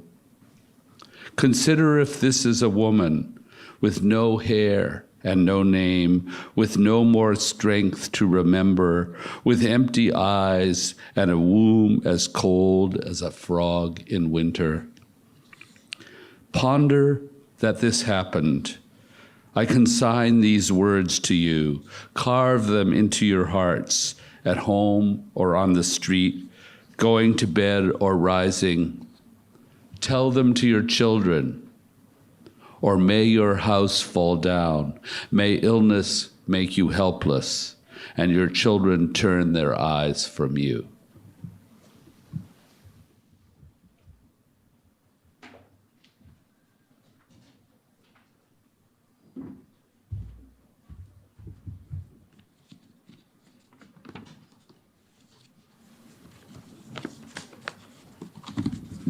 I was captured by the fascist militia on December 13, 1943. I was 24, with little common sense, no experience, and a definite tendency, encouraged by the routines of segregation forced on me during the previous 4 years by the racial laws, to live in an unrealistic world of my own. A world inhabited by civilized Cartesian phantoms, so Levy, by sincere male and bloodless female friendships. I cultivated a modern and abstract sense of rebellion. It hadn't been easy for me to choose the mountains and to help set up what, both in my opinion and that of friends who were a little bit more experienced, was supposed to become a partisan band affiliated with the resistance movement, justice, and liberty. We lacked contacts, arms, money, and the experience needed to acquire them. We lacked capable men and were swamped instead by a deluge of outcasts who, in good or bad faith, came from the plain in search of non-existent organization, commanders, weapons, or merely protection, a hiding place, a fire, a pair of shoes. At that time, I had not yet been taught the doctrine that I learned very quickly later in the lager, that man is bound to pursue his own end by all possible means, and he who errs but once pays dearly. So I can only consider the following sequence of events justified. 3 fascist militia companies, having set out in the night to surprise a much powerful and dangerous band than ours, which was hiding in the next valley, broke into our refuge in a spectral, snowy dawn and took me down to the valley as a suspicious person. During the interrogations that followed, I preferred to declare my status of, quote, Italian citizen of Jewish race. I felt that otherwise I would be unable to justify my presence in places too secluded even for an evacuee. And I believed wrongly, as it subsequently proved, that the admission of my political activity would have meant torture and certain death. As a Jew, I was sent to Fasoli near Modena, where in a vast detention camp originally meant for English and American prisoners of war, all the numerous categories of people not approved of by the newborn fascist republic were being assembled. At the moment of my arrival, that is, at the end of January 1944, there were about 150 Italian Jews in the camp. But within a few weeks, their number rose to more than 600. For the most part, there were entire families captured by the fascists or the Nazis because they had been careless or had been informed on. A few had given themselves up by their own accord, reduced to desperation by a vagabond life, or lacking the means to survive, or wishing to avoid separation from a captured relative, or even, absurdly, to be in conformity with the law. There were also about 100 Yugoslav military internees and a few other foreigners who were considered politically suspect. The arrival of a small German SS squad should have made even the optimist dubious. But we still managed to interpret the novelty in various ways without drawing the most obvious conclusion. Thus, despite everything, the announcement that we were to be deported caught us unaware. On February 20, the Germans inspected the camp with care and publicly and loudly upbraided the Italian commissar for the inadequate organization of the kitchen services, for the insufficient amount of wood distributed for heating. They even said that an infirmary would soon be opened. But on the morning of the 21st, we learned that the following day the Jews would depart, all without exception. Even the children, even the old, even the ill. Our destination, nobody knew. We should be prepared for a fortnight of travel. For every person missing at the roll call, 10 would be shot. Only an ingenuous and deluded minority continued to hope. We others had spoken at length with the Polish and German, Croatian refugees, and we knew what departure meant. For those condemned to death, tradition prescribes an austere ritual, calculated to emphasize that all passion and anger are spent, and that the act of justice represents only a sad duty towards society, which leads even the executioner to have pity for the victim. Thus, the condemned man is shielded from all external worries. He is granted solitude and should he wanted, spiritual comfort. In short, care is taken that he should feel around him neither hatred nor arbitrariness, only necessity and justice and, along with punishment, pardon. But this was not granted to us, for we were many and time was short, and in any case we had to repent. For what crime did we need pardon? The Italian commissar accordingly decreed that all services should continue to function until the final notice. The kitchens remained open, the cleaning squads worked as usual, and even the teachers in the little school gave lessons in the evening, as on other days. But that evening, the children were given no homework.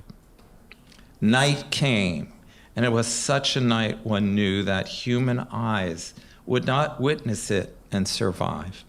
Everyone felt this. Not one of the guards, neither Italian nor German, had the courage to come and see what men do when they know they have to die. All took leave of life in the manner that most suited them. Some prayed, some drank to excess, others became intoxicated by a final unseemly lust. But the mothers stayed to prepare the food for the journey with tender care, and washed their children and packed the luggage. And at dawn, the barbed wire was full of children's washing, hung out to dry in the wind. Nor did they forget the diapers, the toys, the pillows, and the 100 other small things that mothers remember and children always need. Would you not do the same?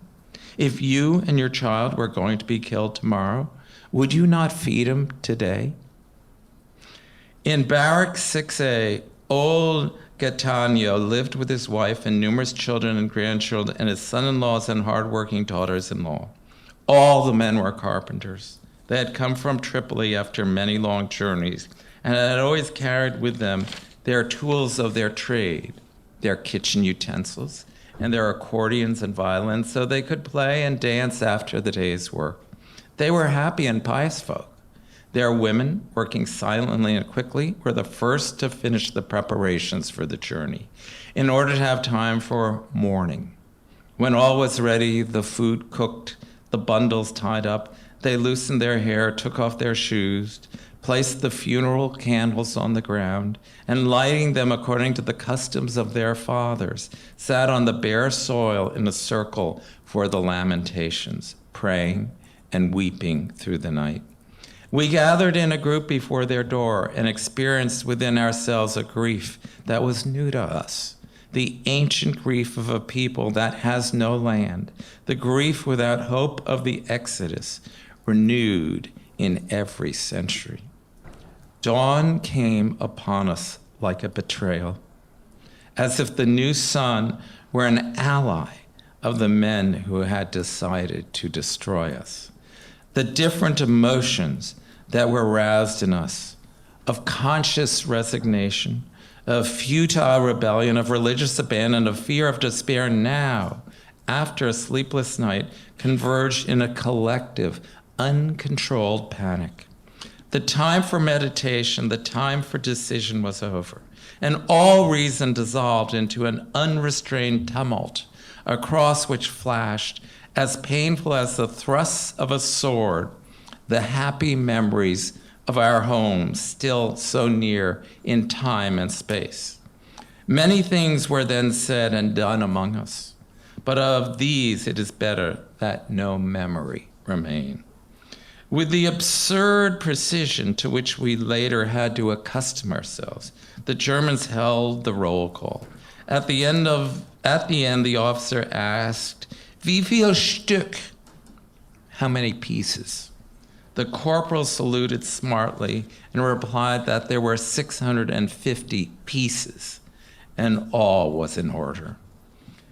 They then loaded us onto buses and took us to the station at Carpi. Here the train was waiting for us, with our escort for the journey. Here we received the first blows, and the thing was so new and senseless that we felt no pain. In either body or spirit, only a profound amazement. How can one strike a man without anger? There were 12 freight cars and 650 of us. In mine, we were only 45, but it was a small car.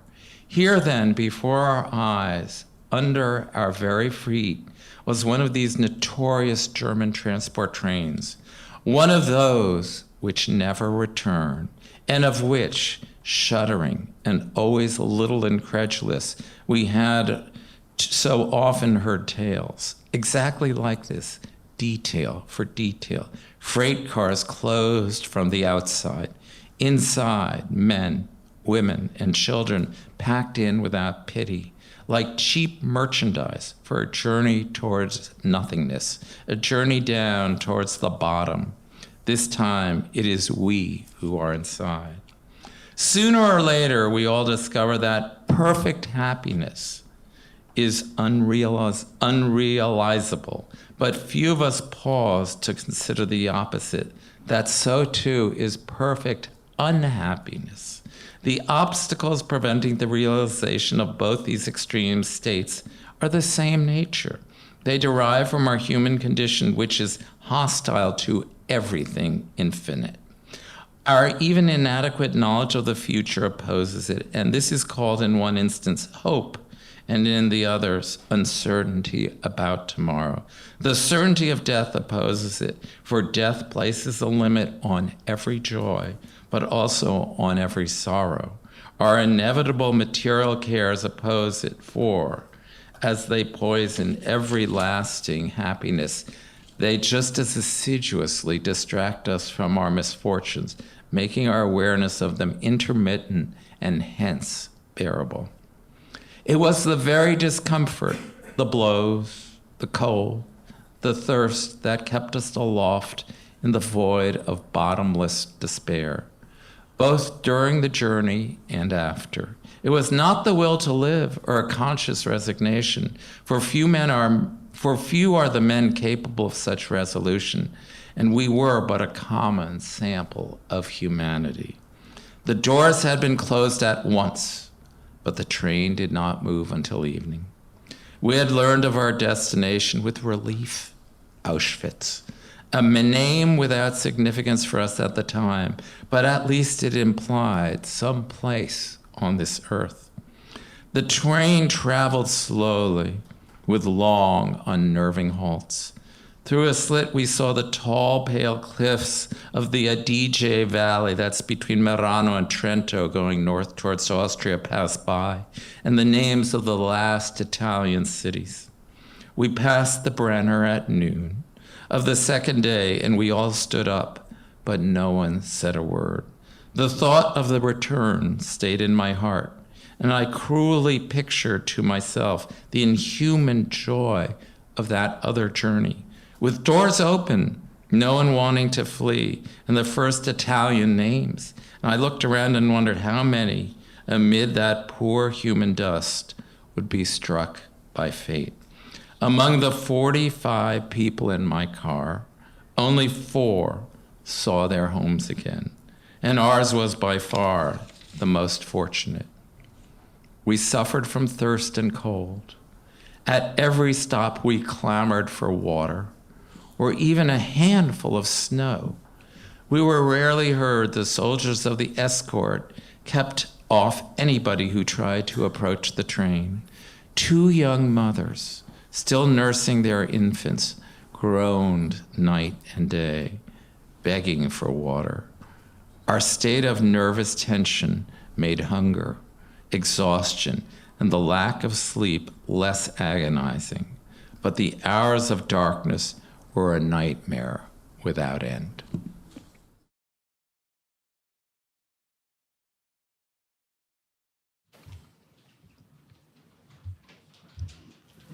שפשל התגורר במחנות כבר 4 שנים. הוא ראה אלפים נופלים לשמאלו ורכבות לימינו. עוד בפוגרום בכפרו שבגליציה ראה את הנופלים. היו לו אישה ו5 בנים. בתי מסחר מצליחים לצורכי רצענות. כבר מזמן לא חשב על עצמו אלא כעל נוד שיש למלא בעיתו. שפשל לא היה חסון במיוחד, לא אמיץ ולא מרושע במיוחד. הוא אפילו לא היה ערמומי יתר על המידה, ואף פעם לא הצליח למצוא לו מרגוע לרגע ממאבקו המתמיד על חייו. בלי הרף נאלץ לחבל תחבולות קטנות, קומבינציות, כפי שהן נקראו שם. מדי פעם גונב בבונה מטאטא ומוכר אותו לראש הבלוק. כשהצליח לחסוך מעט הון לחם, שאל כלים מהסנדלר של הבלוק, שהיה בן כפורו, ועשה עבודה פרטית. הוא ידע לעשות כתפיות מחוטי חשמל שזורים. סיגי אמר לי שבהפסקת צהריים ראה אותו שר ורוקד לפני הפועלים הסלובקים שנתנו לו לפעמים בתמורה שרידי מרק. על פי כל מה שאמרנו עד כה, אפשר להתייחס אל שפשל באהדה סלחנית. אדם עלוב, שברוחו שכן רק רצון החיים בסיסי. אדם ענב וחסר כוונות, שמנהל בגבורה את הקרב הקטן שלו שלא להיות מובס. אבל שפשל איננו גיבור יוצא דופן. כאשר נקרתה בדרכו הזדמנות, לא היסס לגרום שמוישל יקבל מכות, וכך היה. הוא ומוישל נתפסו בניסיון לגנוב במטבח. שפשל הלשין על רעהו מפני שסבור היה בטעות, שכך ימצא חן בעיני ראש הבלוק, ויזכה להיות מועמד לעבודה של שוטף סירים.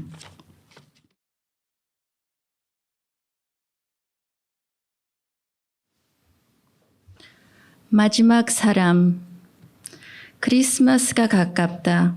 알베르토와 나는 회색의 긴 행렬 속에서 어깨를 나란히 한 채 되도록 바람을 피해보려고 앞으로 몸을 구부린 채 걷고 있다.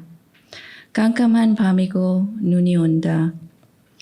똑바로 서 있는 것이 힘드니 열을 지어 박자에 맞춰 걷기는 더욱 힘들다. 매번 우리 앞에 있는 누군가가 발이 걸려 검은 진흙 속에 나뒹군다. 그를 조심스레 피해서 다시 행렬 속에서 우리 자리를 차지해야 한다. 내가 실험실로 간 뒤부터 알베르토와 나는 서로 떨어져 일하고 있다. 그래서 돌아오는 행진 시간에 해야 할 이야기들이 한 보따리다. 대개는 일이나 동료들, 빵, 추위 등 별로 중요하지 않은 이야기들이다. 하지만 일주일 전부터 새로운 뭔가가 있다. 로렌조가 매일 밤 우리에게 이탈리아 민간인 노동자의 죽 서너 리터를 가져다 준다. 운송 문제를 해결하기 위에 메나슈카라고 불리는 것을 준비해야 했다. 메나슈카는 특별 주문 제작한 아연 반합으로 반합이라기보다는 양동이에 가깝다.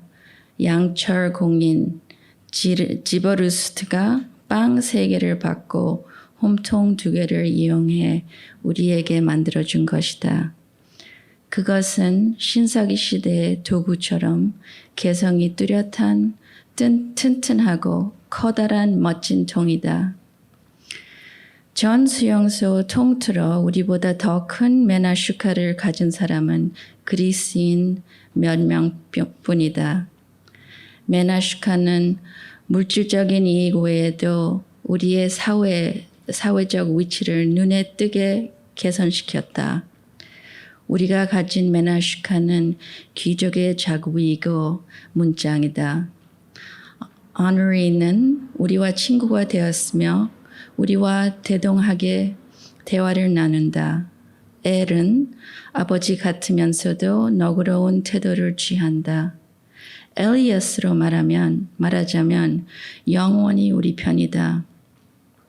그는 한쪽에서는 우리 오르가느자차의 비밀을 밝히기 위해 끈떡지게 우리를 감사하며 또 다른 한편으로는 유대감과 애정이 담긴 이해할 수 없는 말을 우리에게 퍼붓는다. 그리고 어디서 누구에게 배웠는지 모를 이탈리아와 프랑스어가 뒤섞인 음담 패설과 욕을 지루하게 늘어놓아 우리의 귀를 아프게 한다.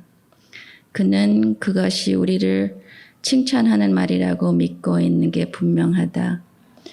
이런 새로운 상황을 도덕적 측면적에 보자면 알베르토와 내가 자랑스러운 것은 아무것도 없다는 사실을 받아들여야만 할 것이다.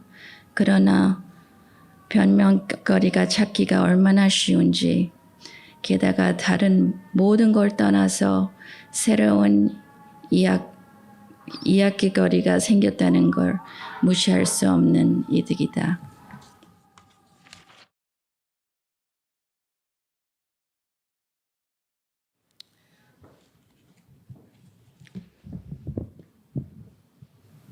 (18 gennaio).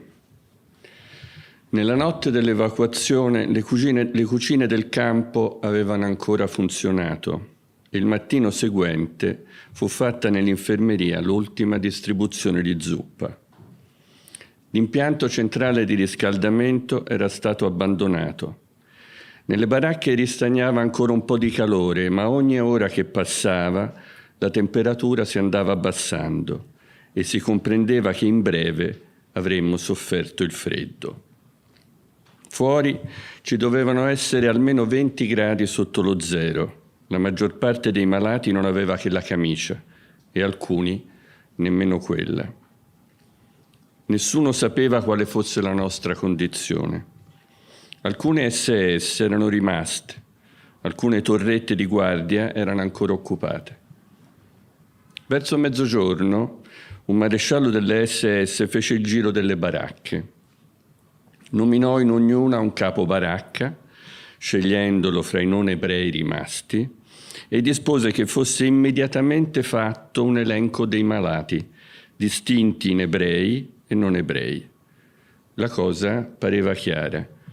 Nessuno si stupì che i tedeschi conservassero fino all'ultimo il loro amore nazionale per le classificazioni. E nessun ebreo pensò più seriamente di vivere fino al giorno successivo. I due francesi non avevano capito ed erano spaventati. Tradussi loro di malavoglia il discorso della SS. Trovavo irritante che avessero paura. Non avevano ancora un mese di lager, non avevano quasi ancora fame, non erano neppure ebrei e avevano paura. Fu fatta ancora una distribuzione di pane. Passai il pomeriggio a leggere il libro lasciato dal medico. Era molto interessante e lo ricordo con bizzarra precisione. Feci anche una visita al reparto accanto in cerca di coperte. Di là molti malati erano stati messi in uscita, le loro coperte erano rimaste libere.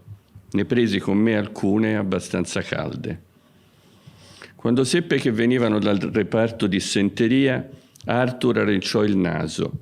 Il y avait point besoin de la dire, infatti erano macchiate. Io pensavo che in ogni modo, dato ciò che ci aspettava, sarebbe stato meglio dormire ben coperti. Fu presto notte, ma la luce elettrica funzionava ancora. Vedemmo, con tranquillo spavento, che all'angolo della baracca stava una SS armata. Non avevo voglia di parlare e non provavo timore se non nel modo esterno e condizionale che ho detto. Continuai a leggere fino a tarda ora. Non vi erano orologi, ma dovevano essere le 23 quando tutte le luci si spensero, anche quelle dei riflettori sulle torrette di guardia. Si vedevano lontano i fasci dei fotoelettrici. Fiorì in cielo un grappolo di luci intense che si mantennero immobili, illuminando crudamente il terreno. Si sentiva il rombo degli apparecchi. Poi cominciò il bombardamento. Non era cosa nuova. Scesi a terra, infilai i piedi nudi nelle scarpe e attesi. Sembrava lontano, forse su Auschwitz. Ma ecco un'esplosione vicina e prima di poter formulare un pensiero, una seconda e una terza da sfondare le orecchie. Si sentirono vetri rovinare, la baracca oscillò, cadde a terra il cucchiaio che tenevo infisso in una commessura della parete di legno. Poi parve finito. Cagnolati, un giovane contadino, egli pure dei Vosgi, non doveva aver mai visto un'incursione. Era uscito nudo dal letto, si era appiattito in un angolo e urlava. Dopo pochi minuti fu evidente che il campo era stato colpito. 2 baracche bruciavano con violenza, altre 2 erano state polverizzate, ma erano tutte baracche vuote. Arrivarono decine di malati, nudi e miserabili, da una baracca minacciata dal fuoco. Chiedevano ricovero. Impossibile accoglierli. Insistettero, supplicando e minacciando in molte lingue. Dovemmo barricare la porta. Si trascinarono altrove, illuminati dalle fiamme, scalzi nella neve in fusione. A molti pendevano dietro i bendaggi disfatti. Per la nostra baracca non pareva ci fosse pericolo, almeno che il vento non girasse. I tedeschi non c'erano più. Le torrette erano vuote. Oggi io penso che se non altro per il fatto che un Auschwitz è esistito, nessuno dovrebbe ai nostri giorni parlare di provvidenza.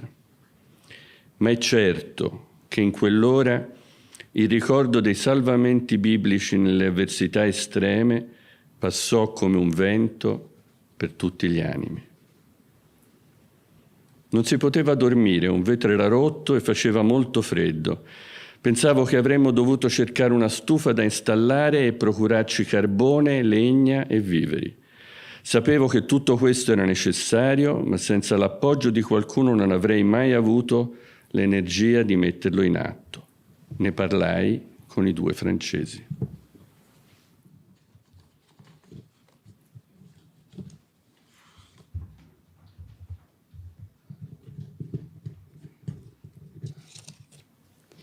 January 24th. Liberty. The breach in the barbed wire gave us its concrete image. If you thought about it carefully, it signified no more Germans, no more selections, no work, no beatings, no roll calls, and perhaps later return home. But it took an effort to convince ourselves, and no one had time to enjoy the thought. All around lay destruction and death. The pile of corpses in front of our window had by now overflowed the pit. Despite the potatoes, everyone was extremely weak. In the camp, none of the sick got better, while many became ill with pneumonia and diarrhea. Those who were unable to move or lacked the energy to do so lay lethargic in their bunks, stiff with cold, and nobody noticed when they died. The others were all incredibly tired. After months and years of the lager, a man needed more than potatoes to regain his strength. When, with the cooking done, Charles and I had dragged the 25 liters of the daily soup from the warehouse to our room, we threw ourselves panting on our bunks while the meticulous, domestic-minded Arthur divided the soup, taking care to save 3 rations of rabiot pour les travailleurs and a little from the bottom of the pot pour les Italiens d'à côté. In the second room of the infectious diseases ward, next to ours, and mainly occupied by tuberculosis patients, the situation was quite different. All those who were physically able to had gone to settle in other barracks. Their weaker and more seriously ill comrades died, one by one, in solitude. I went there one morning to try and borrow a needle. A sick man was gasping for breath in one of the upper bunks. He heard me, raised himself to sitting, and then fell, dangling headfirst over the edge towards me, with his chest and arms stiff and his eyes white. The man in the bunk below automatically reached his arms up to support the body, and then realized that he was dead. He slowly withdrew from under the weight, and the other slid to the floor and remained there. Nobody knew his name. But in Barrack 14, something new had happened. It was occupied by patients recovering from operations, some of them in fairly good condition. They organized an expedition to the English prisoner of war camp, which it was assumed had been evacuated. It was a fruitful undertaking. They returned dressed in khaki with a cart full of wonders never seen before: margarine, custard powder, lard, soybean flour, brandy. That night, there was singing in Barrack 14. None of us felt strong enough to walk the 2 kilometers to the English camp and return with a load, but indirectly the successful expedition proved advantageous to many. The unequal distribution of goods caused industry and commerce to flourish once more. In our small room, with its lethal atmosphere, we started a candle factory. The candles, poured into cardboard molds, had wicks soaked in boric acid. The wealthy occupants of Barrack 14 bought our entire production, paying us in lard and flour. I myself had found the block of beeswax in the Electro magazine. I remember the look of disappointment among those who saw me carry it away and the dialogue that followed. What do you intend to do with that? It was inadvisable to reveal a trade secret. I heard myself replying with words I had often heard spoken by the old inmates of the camp, expressing their favorite boast that they were good prisoners, adoptable types, who always managed to get by. Ich verstehe verschiedene Sachen. I can do a lot of different things. January 25th. It was Samogi's turn. He was a Hungarian chemist, about 50 years old, tall, thin, and taciturn. Like the Dutchman, he was recovering from typhus and scarlet fever. But something new occurred. He was running a high fever. He had not spoken for perhaps 5 days. That day, he opened his mouth and said in a firm voice, "I have a ration of bread under the mattress. Divide it amongst the 3 of you. I won't be eating any more." We couldn't find anything to say, but for the time being, we didn't touch the bread. Half his face was swollen. As long as he remained conscious, he was closed with bitter silence. But in the evening, and for the whole night, and for 2 days without interruption, the silence was broken by his delirium. Following a last interminable dream of submission and slavery, he began to murmur "Jawohl" with every breath, regularly and consciously, like a machine. "Jawohl," every time his poor ribcage subsided, thousands of times, so that you wanted to shake him, suffocate him, or at least make him change the word. I never understood so clearly as at that moment how laborious is the death of a man. Outside there was vast silence. A number of crows had increased considerably, and everyone knew why. Only at long interviews did the dialogue of the artillery reawaken. We all said to one another that the Russians would arrive soon, at once. We all proclaimed it. We were all sure of it. But at the bottom, nobody really believed it. Because in the lager, one loses the habit of hope and even of faith in one's own reasoning.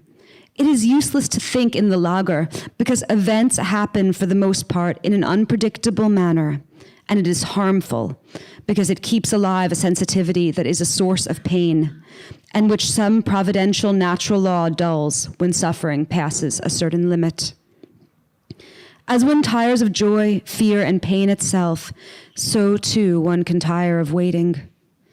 By January 25th, 8 days after breaking our ties with that ferocious world, which nonetheless was a world, most of us were too exhausted to even wait.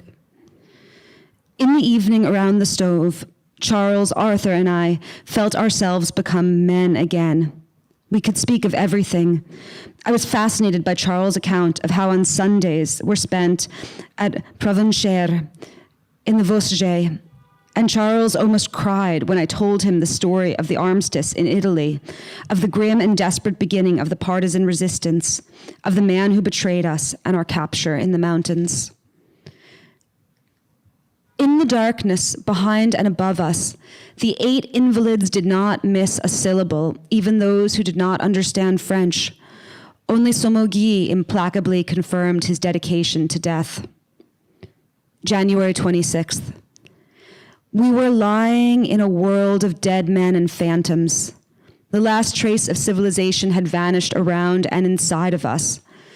The work of bestial degradation, begun by the Germans in triumph, had been brought to its conclusion by the Germans in defeat. It is a man who kills, a man who creates or suffers injustice. He who shares his bed with a corpse, having lost all restraint, is not a man. He who has waited for his neighbor to die in order to take his piece of bread is, albeit blameless, farther from the model of a thinking man than the most primitive pygmy or the most vicious sadist. Part of our existence lies in the feelings of those near us.